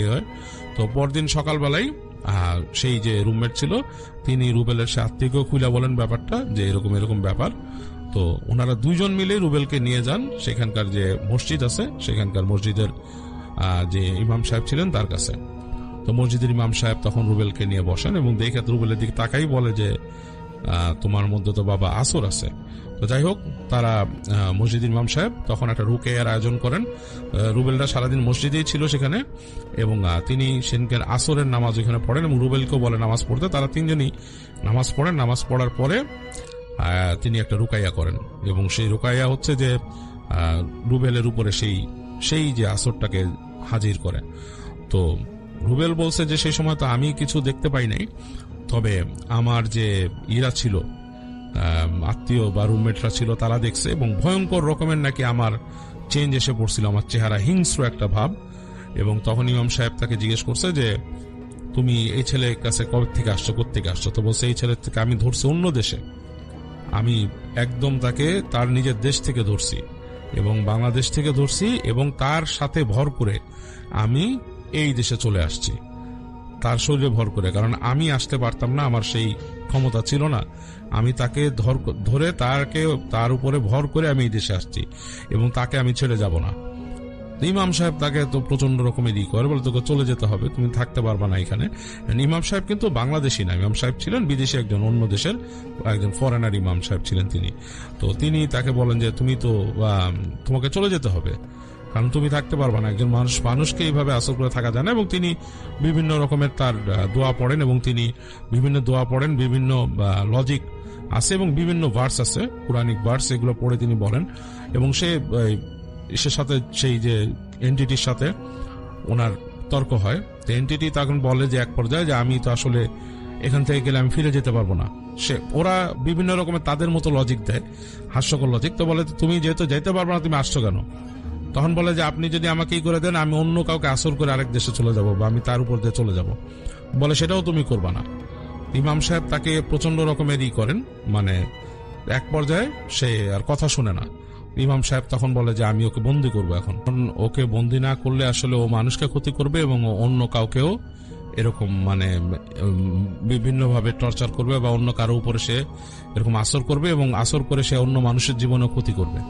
তো ইমাম সাহেব বলে যে এরকম অনেক জিন আছে, এরকম মানুষের একজনকে ভর করে এক জায়গায় চলে আসে এবং এসে সেখানে সে মানুষ সমস্যা সৃষ্টি করে এবং ওকে বন্দি করতে হবে। ইমাম সাহেব সেই কথা মতো ইমাম সাহেব তাকে বন্দি করার ব্যবস্থা করেন। তো তিনি ইমাম সাহেবের ওখানে তিনি একটা আরেকজন অ্যাসিস্ট্যান্ট ছিল, তাকে বলে সে একটা পুতুলের মতো নিয়ে আসে। ইমাম সাহেব তার মতো আর কি তিনি কিভাবে করেন কাজটা তিনি জানেন। তিনি ওই সেই যে জিনটাকে বা পরীটাকে যেটাই ছিল তাকে সে পুতুলের মধ্যে ভরে ফেলেন। তিনি একটা তার কাছে একটা এরকম কাগজের প্যাকেটের মতো ছিল, সেটার মধ্যে ভরে তিনি ওইটাকে আটকায় দেন। আটকায় দিয়ে তিনি একটা জারের মধ্যে ভরে ফেলেন সে কাগজের প্যাকেটটা, এবং তিনি জারটা বন্ধ করে দেন। বন্ধ করে দিয়ে বলে যে এই জারটাকে এখন পানিতে ফেলে দিতে হবে অথবা মাটির অনেক গভীরে পুঁতে ফেলতে হবে। তো এখন যেটা তোমরা করতে চাইলে তোমরা করতে পারো, অথবা আমিও হয়তো কাউকে দিয়ে করাইতে পারি, কিন্তু আসলে ওকে কিন্তু এটার মধ্যে বন্দি করে ফেলা হয়েছে। এবং এটার সমস্যা হচ্ছে এটা, যদি আমি এখন এখানে এমন জায়গায় ফেলি যে কেউ একজন মাটির তলে পেয়ে গেল, তাহলে এটা খুললে কিন্তু সে বের হয়ে যাবে এবং সে সেই মানুষটাকেও ক্ষতি করতে পারে। সো মানুষ অনেক কিউরিয়াস, মানুষ অনেক কিছুই ভাবে, এবং যারা ব্ল্যাক ম্যাজিক করে অনেকে আছে। তো ইমাম সাহেব বলেন যে এই মুলুকে যেখানে আমরা আছি এখানেও অনেকে আছে ব্ল্যাক ম্যাজিশিয়ান, তারা তাদের জিন দিয়ে খুঁজে বের করে অন্য জিন কোথায় আটকানো আছে, এবং তারাও সেই জিনকে সেখান থেকে মুক্ত করে দেয় এবং তাকে বশ্যতা স্বীকার করায়। তো এরকম আছে। তা আমি চাচ্ছি এটাকে এভাবেই করতে। তোমাদের দিয়ে হবে না, আমি জানি তোমরা এটা পারবাও না, তোমরা কোথায় থাকো সেই অ্যাপার্টমেন্টে, আমি এটার ব্যবস্থা করতেছি। আমি এটাকে কোথাও চেষ্টা করব যে এটা পানির মধ্যে ফেলে দিতে, অথবা এটা পানির মধ্যে ফেলার উপকারিতা হচ্ছে যেটা যদি আমরা সমুদ্রে ফেলতে পারি দূর থেকে দূরে ভেসে চলে যাবে একসময়। আর পানিতে এরকম বোতল টোতল ভাষা দেখলে সাধারণত মানুষ তুলে না, আর মাটিতে ফেললে যে কোনো সময় মানুষ তুলে ফেলতে পারে। যাই হোক, আমি এটার একটা ব্যবস্থা করতেছি। ইমাম সাহেব ঝেড়ে দেয় রুবেলকে, বলে তোমার আর কোনো চিন্তা নাই, তুমি এটা নিয়ে টেনশন করো না, তবে তুমি প্রেয়ার, তোমার 5 ওয়াক্ত নামাজ এটা ঠিক রাখবা, তুমি নামাজ পড়া শুরু করো। এবং যেহেতু তোমার উপরে একটা আসর হয়েছে, এবং যখন কেউ একজন আসর হয় কারো, তার নাকি আরো সম্ভাবনা থাকে আরো বেশি আসর হওয়ার, কারণ তার বডিটা খুব ভালো একটা হোস্ট বডি হয়ে যায় এবং অন্যান্য জিনরাও বুঝতে পারে। তো বলতেছে, ইমাম সাহেব বলতেছে যে এই যে এখানে যখন আসো, তুমি বিদেশে আসো, এখানেও কিন্তু অনেক জিন আছে, অনেক অনেক বেশি আছে।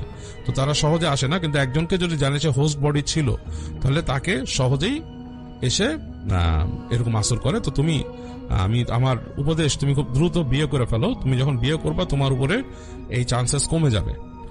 ইমাম সাহেব এগুলো বলে, এবং সাহেব সে নিজেই বোতলটা রেখে দেয় উনি, এবং রুবেলকে দোয়া কালাম পড়ে ফু দিয়ে দেয় এবং বলে যে তুমি এখন থেকে কিন্তু নামাজ পড়বা, তুমি কথা বলে যাও, আমাকে বলে যাও। তো রুবেল এটা স্বীকার করে।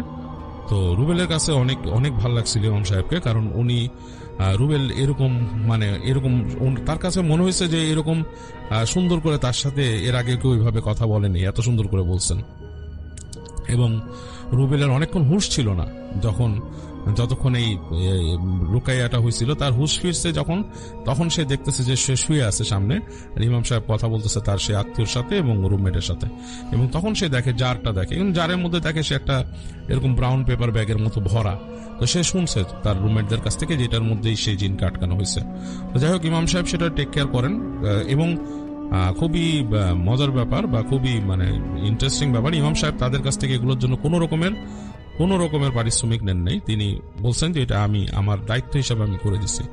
তো যাই হোক, রুবেল সেখান থেকে চলে আসে, এবং তার একটু ভয় লাগতো সেখানে।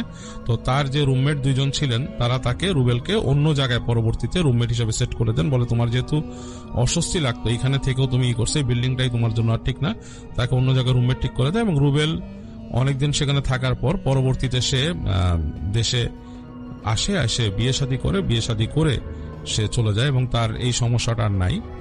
তো যাই হোক, তার জীবনে একটা বড় সময় ছিল যে সময়টা সেই সব নিয়ে সাফারিং করছে, বা এইসব স্মৃতি তার মনে পড়ে। সে বলছে মাঝে মাঝে মনে পড়লে বেশ ভয় লাগে। তো সে চিন্তা করতেছিল যে এই কাহিনীটা বেশ বেশ বড়, এবং বলছে যে রুবেল যেভাবে লিখছিল এটা আরো ছিল, আরো এক্সপ্যান্ডেড ছিল। তো রুবেল বলছে যে আমি জানি না কিভাবে গুছায় বলতে হবে, আপনি আপনার মতো সুন্দর করে শেয়ার করবেন। ডিয়ার লিসেনার, আশা করি এই এপিসোডের মধ্যে আপনারা যে ঘটনাগুলো শুনতে পারলেন প্রত্যেকটি ঘটনাই ভালো লেগেছে। তবে এই এপিসোডের মধ্যে কোন ঘটনাগুলো সব থেকে ভালো লেগেছে, কার ঘটনা শুনতে আপনারা ইচ্ছুক, অবশ্যই কমেন্ট সেকশনে জানিয়ে দেবেন। যেমন আরজে রাসেল ভাই, আফনান ভাই, বাবু ভাই, ডক্টর আলী ভাই, এনাদের সহ আরও অনেকেরই যে ঘটনাগুলো সব থেকে ভয়ানক, এবং সব ঘটনা এবং ভয়ানক ঘটনাগুলো আপনাদের মাঝে ভালো লাগে, সেই ঘটনাগুলো কমেন্ট সেকশনে জানিয়ে দেবেন। আমি পরবর্তী এপিসোডে ঠিক সেই ধরনের ঘটনা দেওয়ার জন্য চেষ্টা করব। ডিয়ার লিসেনার, আপনারা চাইলে এই চ্যানেলে ঘুরে আসতে পারেন। এই চ্যানেলে অসংখ্য এপিসোড পাবলিশ করা আছে, যা শুধুমাত্র বাছাইকৃত ভয়ানক ঘটনা। আপনারা বাছাই করা ভয়ানক ঘটনাগুলো পছন্দ করেন বলে প্রতিনিয়ত আমি বিভিন্ন জায়গা থেকে এই ঘটনাগুলো বাছাই করে প্রতিনিয়ত রাত 10টা বাজে পাবলিশ করে থাকি। তো প্রিয় লিসেনার, আজকের জন্য এখানেই বিদায় নেব। আবারও আগামীকাল নতুন কিছু বাছাই করা